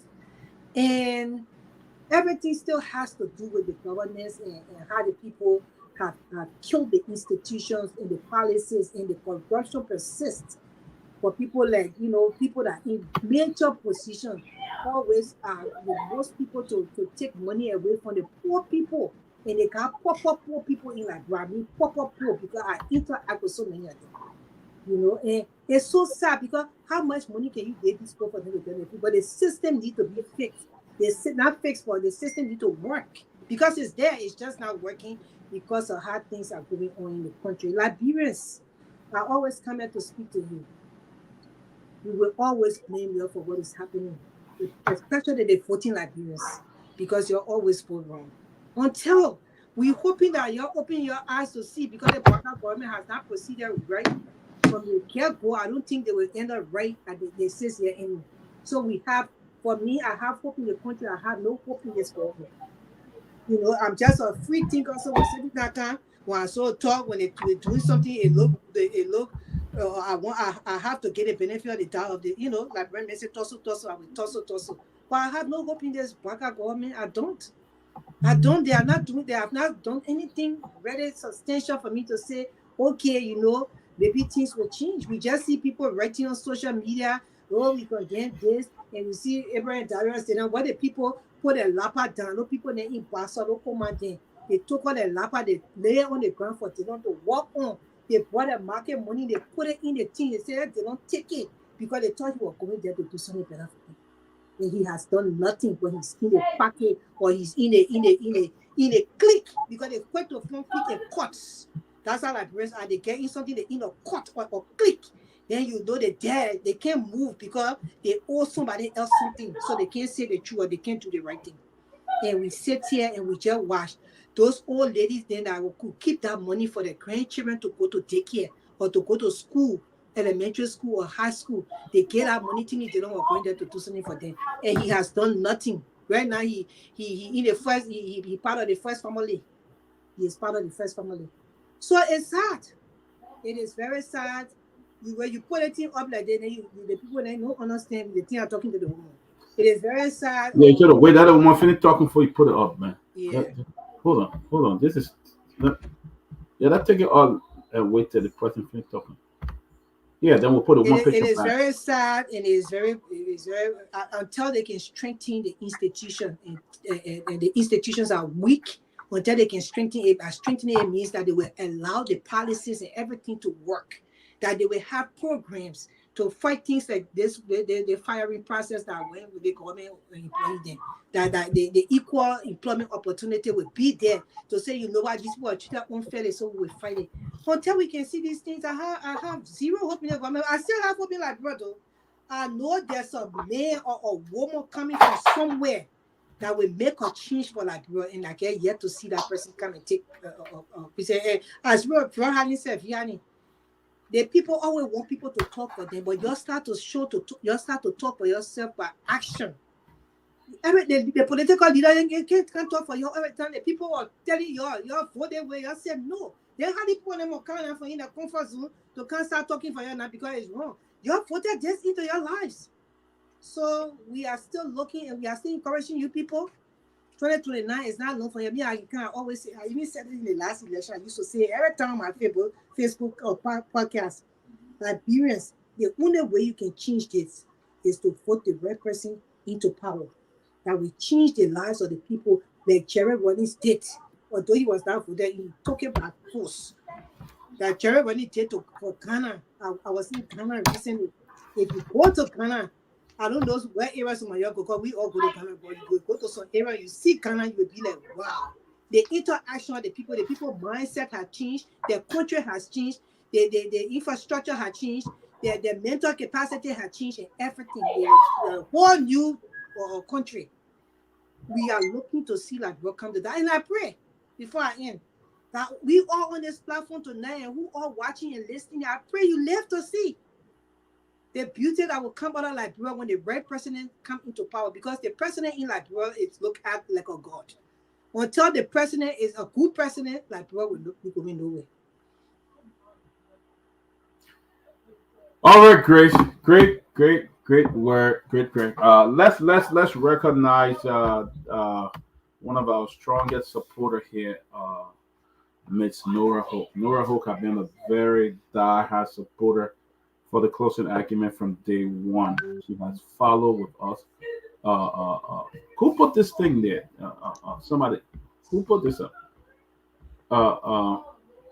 We put something up and you just comment, guys. If you just leave the photo, we'll put it up. Somebody came in, they are taking it up. They took the picture up. Who did that, Henry? You put it on it. You put everything in the comment area. You put it there too. Put the picture. Just put it there. I mean, guys, let's just put it up. I will put it up. I'll put something there. But Nora is one of our strongest supporters. Oh yeah, tomorrow birthday, yeah.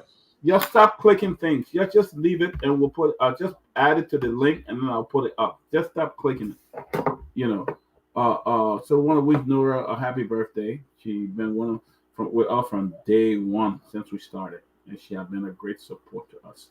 So we want to thank Nora and wish you a blessed happy birthday on tomorrow. We'll not be on tomorrow, but Nora, happy birthday, and wish you many more years to come. But that. Many more years. We want to put your picture up, but somebody came and just abruptly just did something here, and the picture went up. But happy birthday, Nora. So, guys, this is it. Again, join us Friday. We'll be calling the new. So about it. They said, you see, the guy from the civil service. Okay, you're not in government. I don't know where were he at the time, but they said in 20. He said. Wadi Williams electing George Weah doesn't negate the fact that he's incompetent. Now, you insulted, you see, man, we're firing somebody for Sunday now. You insulted a sitting president at the time, and then you see how you said you cussing a sitting president, then you say the man cussing the president. You insulted President Weah, and then you do the same thing. Man, look, the guy can do something, and I wonder. I mean, it's like take for tack. You think you did before somebody do it, and you want to get best to you want to prove a point all this stuff.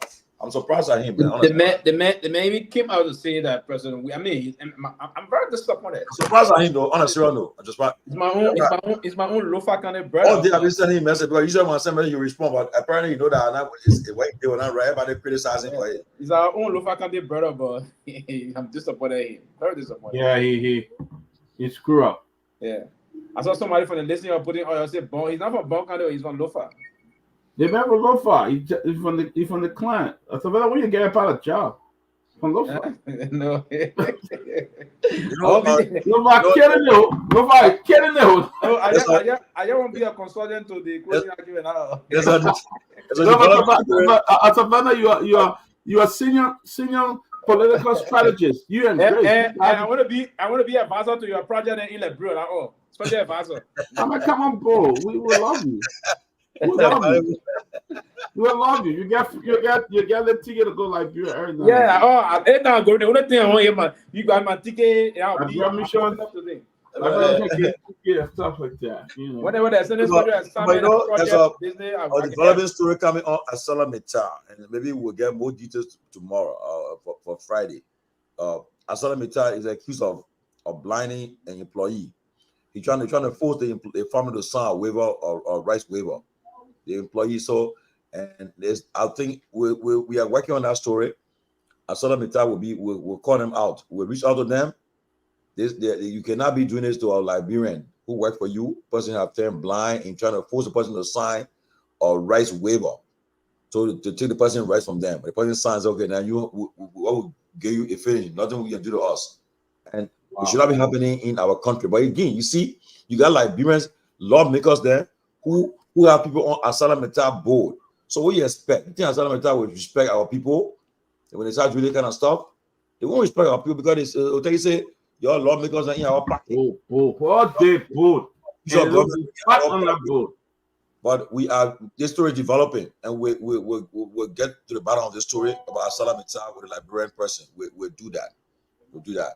And look, and then on the issue about my brother Russell, look, God time is the best. God knows why. But again, I'm disappointing our Liberian brothers and sisters in Minnesota. You got thousands of people in Minnesota there. The man lost by 40. Brooklyn Park got over 7,000 to 10,000. People should start trivializing the thing. The man you are kissing for something that you can't prove. Thank you. You have somebody. The people. I suppose even Lofa talking about I say, man, do Monday quarterback. When Lofa you start on the platform and say you told voted for the man before, you should be ashamed of saying like this. Like you I don't care what he said out there. You should not as a librarian. You should not vote for another librarian. You are wrong. You are wrong for change, and you had a dozen of the kind of said in the platform that day. Lofa, they always want to be the right guy. Always, they don't work that way. You want to build. I'll tell you. I don't care what happened. How you tell the people not? Now you say you want. Why you tell the man not for the man? You are wrong. You better say you want to money quarterbacking. What's the kind of thing, man? Yeah, he was one of those who should not vote for him. So what changed you now to come back and act like you want to, those kind of... Oh, he started before? Yeah. They said on the show that he was those that didn't support. Hey, Reverend say, and when the man was invited on this show, you brought him on the show, the man had a platform. Yeah. And then he brought him on the platform. Well, he actually said, Wilfred, Judah said that he didn't support Wilfred the last time he ran.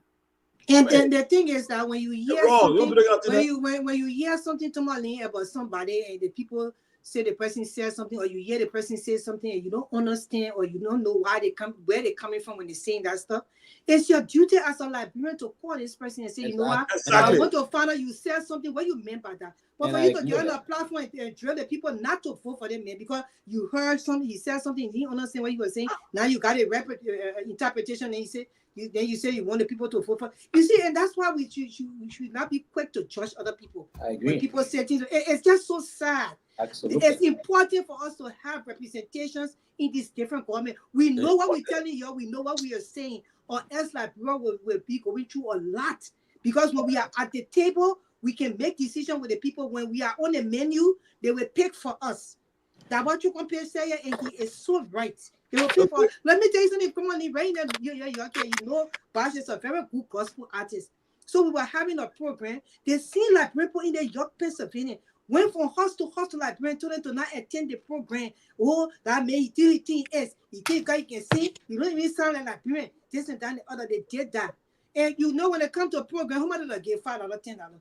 We invited the other communities, the people that like to see the men singing the poking. That night alone, we raised $7,000. You think our social librarian were going to raise that money? So they thought they were doing bad to us, they did good for us. The people, they're like crab in the bucket mentality. They will hold you down because somebody said something about you. They will hold you down because you made a statement. They don't even understand. They will not even have the audacity to call you to ask you what you mean by this.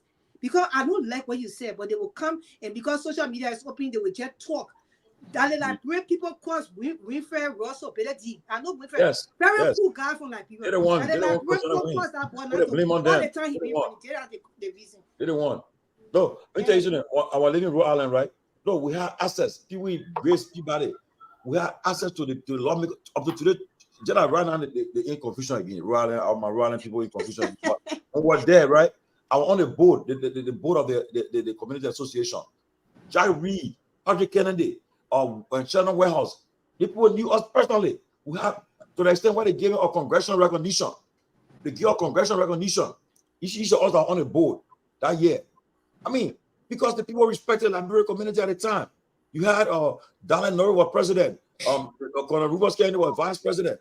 Had a strong community leadership there. Respected us, okay? But we have access to the people offices. We go there anytime. When it's a Liberian community, how can TPS? In fact, when the time we're on TPS during those days, whenever there's a TPS, rather than taking the lead, we'll come to Washington to march and so forth, and they will be telling you, Patrick Kennedy say, if they put in your bag to send about bro, I will be on a plane with you too. I will go with you. But people respected us. But again, almost 40 miles outside. Look at what we're doing. You are in a big state of Minnesota. You get no librarian top in a kind of position there. Because you got problem with my personal beef.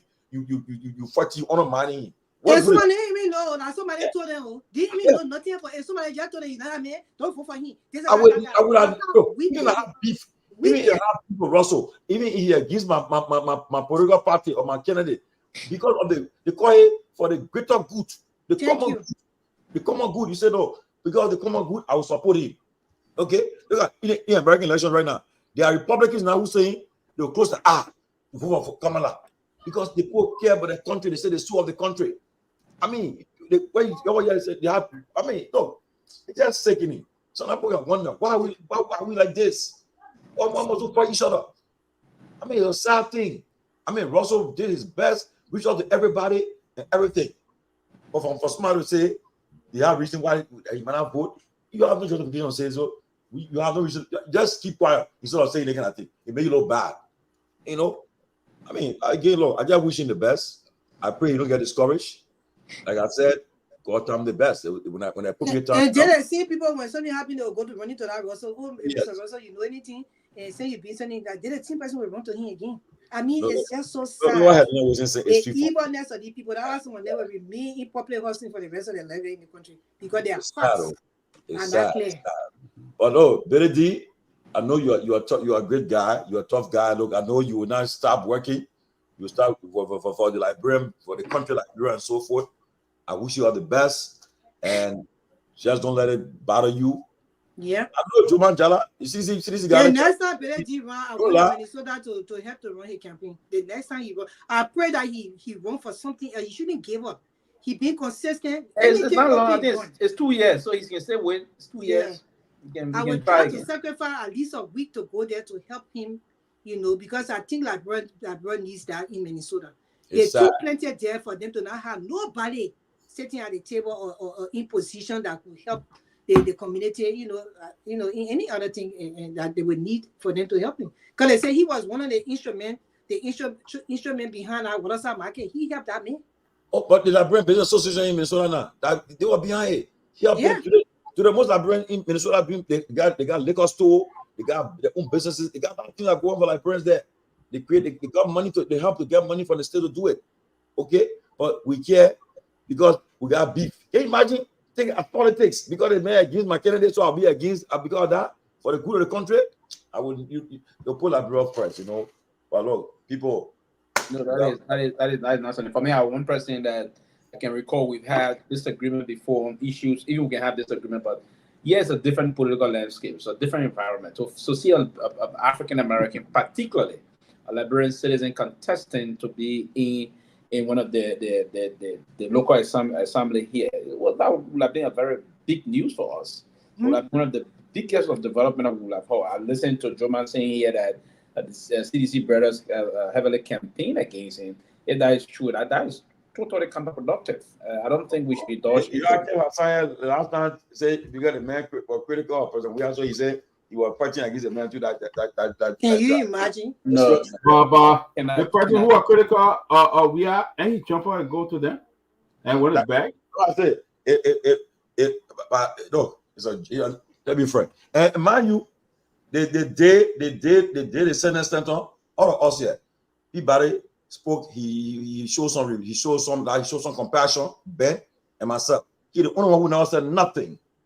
He was. I mean that I'll take like a gentleman serious. No. But at the end of the day, man is a Syrian. He's not like Prince. Yes, he is. Yes, ain't sure anywhere like grabbing him forever, you know. Yeah, so basically, I think it's wrong. We sent our cancellation out to him, but I think it was he came close. 45 votes. They came too close, man. 45 votes. Don't give up, brother. Don't give up. Keep on. Don't give up, Billy. We will be here for you the next time. We will have to come in and do something in Minnesota. Door to door, we do the Jehovah Witness star. The people can come out and vote for you. And we'll make sure they come out and do early voting because we help to. You know, to Senegal, you know, like when they go somewhere, it's not the land too long, they get going. But when you want something so bad and you think that person will represent your community, you have to stand there to the end. And if we learn to support one another in that way, we disagree. What I mean by money quarterbacking? By him having that show your owner how that did, I would have bet the thing would change. Come on, it could gain some votes though. Like for the man came on. The man came here. He talked on Monday. He said everything. What book we not there to vote. We did a show. Not there to vote. So the thing is, I mean, if you came up before, and even after Trucon came on the show, I think was last week Monday or last week Friday, and you came up, you say you want to support this guy. You said, "Oh, I didn't support him before." Other people who may be closer, you say, "Oh yeah, then we're not going to support him. They didn't support him before." I would not even have made that mention it. Yeah, I would have not mentioned it. Yeah, I keep sometimes they keep silent. They're not talking. Right, look, what it is, but I prefer our country. Yeah, right position going for ability in Minnesota. Yeah, it get bigger. Yeah. I mean, the man and the what I mean. The governor of Minnesota ain't on the ticket for any the VP now for the Democrat Party. Who knows? If they win, president win my office. Who knows? You can never tell. Your blessing can come anyway. I think Wilfred need to align with most of the American as well. If they are loyal, they will be loyal. And that's the point. You need to align with Liberian, not always depending. Not always depending on Liberian vote. You need to align with American, Caucasian, and African American. And when they say "I give you my vote," they are 100% behind. Their word is their bond. Yeah. Yeah, when they give you their vote, you need to align with them. Seriously. And other Africans too in the area. So it's not going to be a constituent-based people will vote for you, because if you diversify your political process that way, it's good for you. Because the Democratic primary and other things, I don't know. So, but it's unfortunate, man. But again, wishing you all the best. He can go and come back in about 2 years. 2 years, come and challenge her again if she doesn't perform well. The good part of it is that it's not lack of, right? So every time election is coming, there's a primary again. Yeah, in not 10 years. You gotta wait. Yeah, but the only thing about the election on this side, if you are elected and performing well, they will always, that's the tendency they have, right? And they believe that you're doing what they want you to do. They will always, the tendency of you getting re-elected, they will always move through. Yeah, so that would hope and see what's gonna happen in 2 years. Other than that, so to summarize for the day, I'm calling on the lawmakers to see what to do with the civil service. The people get a job back. They shouldn't stand. I just reading a letter here. The same guy who firing the people, he was in the government of the CDC government, and he criticized the government state, but he kept his job. He resigned later on. Willingly resigned, I think. He on the Small Arms Committee and he resigned. So people should not be doing this to people. Let people work freely. And my only fear is, my only worry is, don't push the people. Don't take people that didn't bread from them. Everybody's struggling. The hustle is real. The man found out know what to do.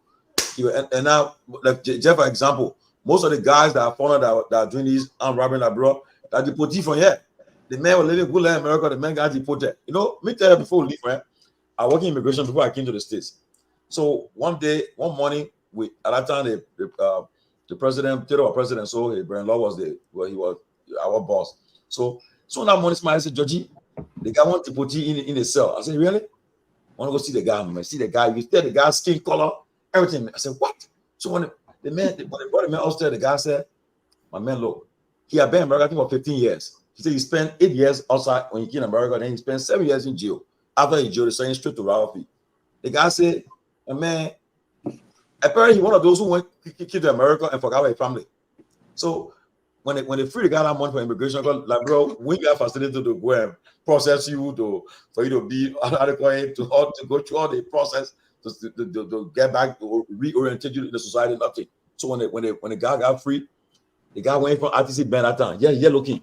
Yeah, I told people, I said, this guy, he'll end up, he got me stuck out because the guy, and sure enough, after a few weeks, I saw the man just walking up and down. I said, yeah, the guy finished. He's done. Because the man was in America for 15 years. He spent 8 years when he came to the States, 7 years in jail, for then straight to a rival fee. So how you think that man will survive? The man, this is what happening. Most of the people on robbery, I put them who got deported. Check it. You go find it because I found it. If you You know what I'm saying? if you're on green card, you get involved in the They know you. deportation. People be the round three. They say, "Oh, I know that dude. He had lived in Pennsylvania before. That dude that coming." So oh, don't push the people. They control with the talk. Don't take the people deliberate from them. But guys, that's all your day, man. That's correct. But somebody, I was thinking right now quickly. Yeah. The closing argument can go and do a live podcast in Minnesota when Peter running again for any office, so we can get people to listen. Seriously, you do a live show. Before, when Osborne did it, I was Stanton, Ben, myself. I think people went when they did it before. We knocked those for him. We knocked those. The person that order our cab, he didn't go up, but I was Ben. People, Stanton, myself, were there. Were in Minnesota with him, knocking doors. We did it before. We are doing a lot of stuff. Yeah, but then they do a live show, like a party horse show. Yeah, we do a live show. But at that time too, they resisted and plenty again. The simple say they were fighting. The simple that they put us there. We drink water back in that. I thought they were against it. Yeah, they were fighting. So we expect. But look. Julius, the way you I would say. But he defended, he justifying what he did. Come on, but the way he make it look bad. His judgment is not adding up. You said they put my vote for Darius, and then they put that for you. Look how he feeling it. Yeah, they put they put him vote for Russell, but look how you take it away from like, bro, in Minnesota. Yeah, you can't do that. You can't continue doing this, brother. Yeah. But guys, it's been a pleasure, man. Look, let's call your day.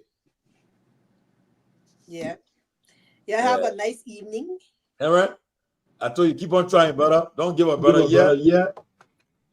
Sure. Henry. Don't worry, buddy. You'll see the don't worry.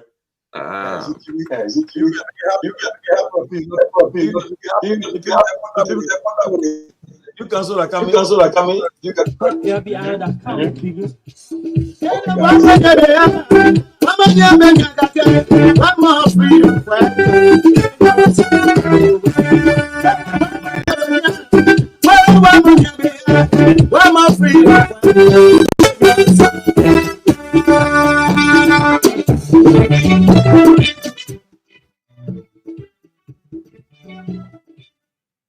Hello? Yeah? We taking calls though. Whenever come in, whenever creator, I want to keep your time. Change your mind. When you keep your time, change your mind. What kind of people they do?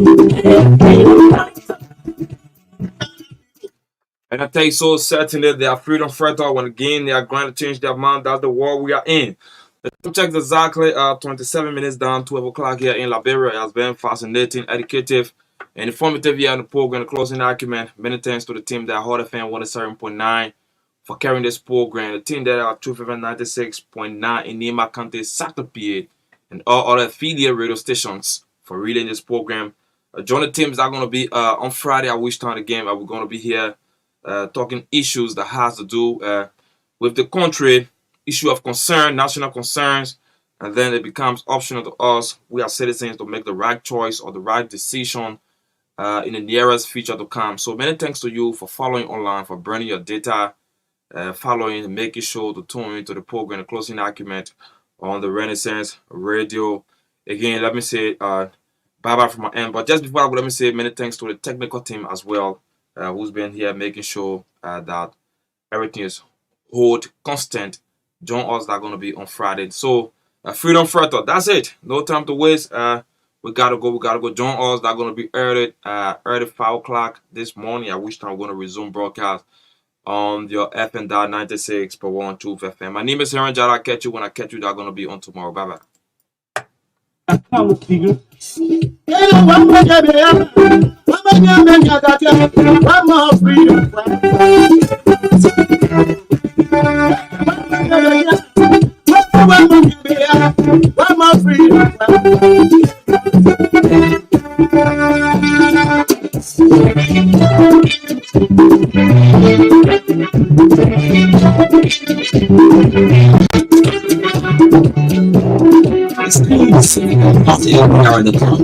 Whenever coming, whenever freedom fighter.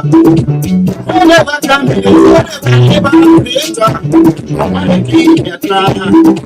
It's your mind. When you keep your time. It's your mind. What kind of people they do? What kind of people they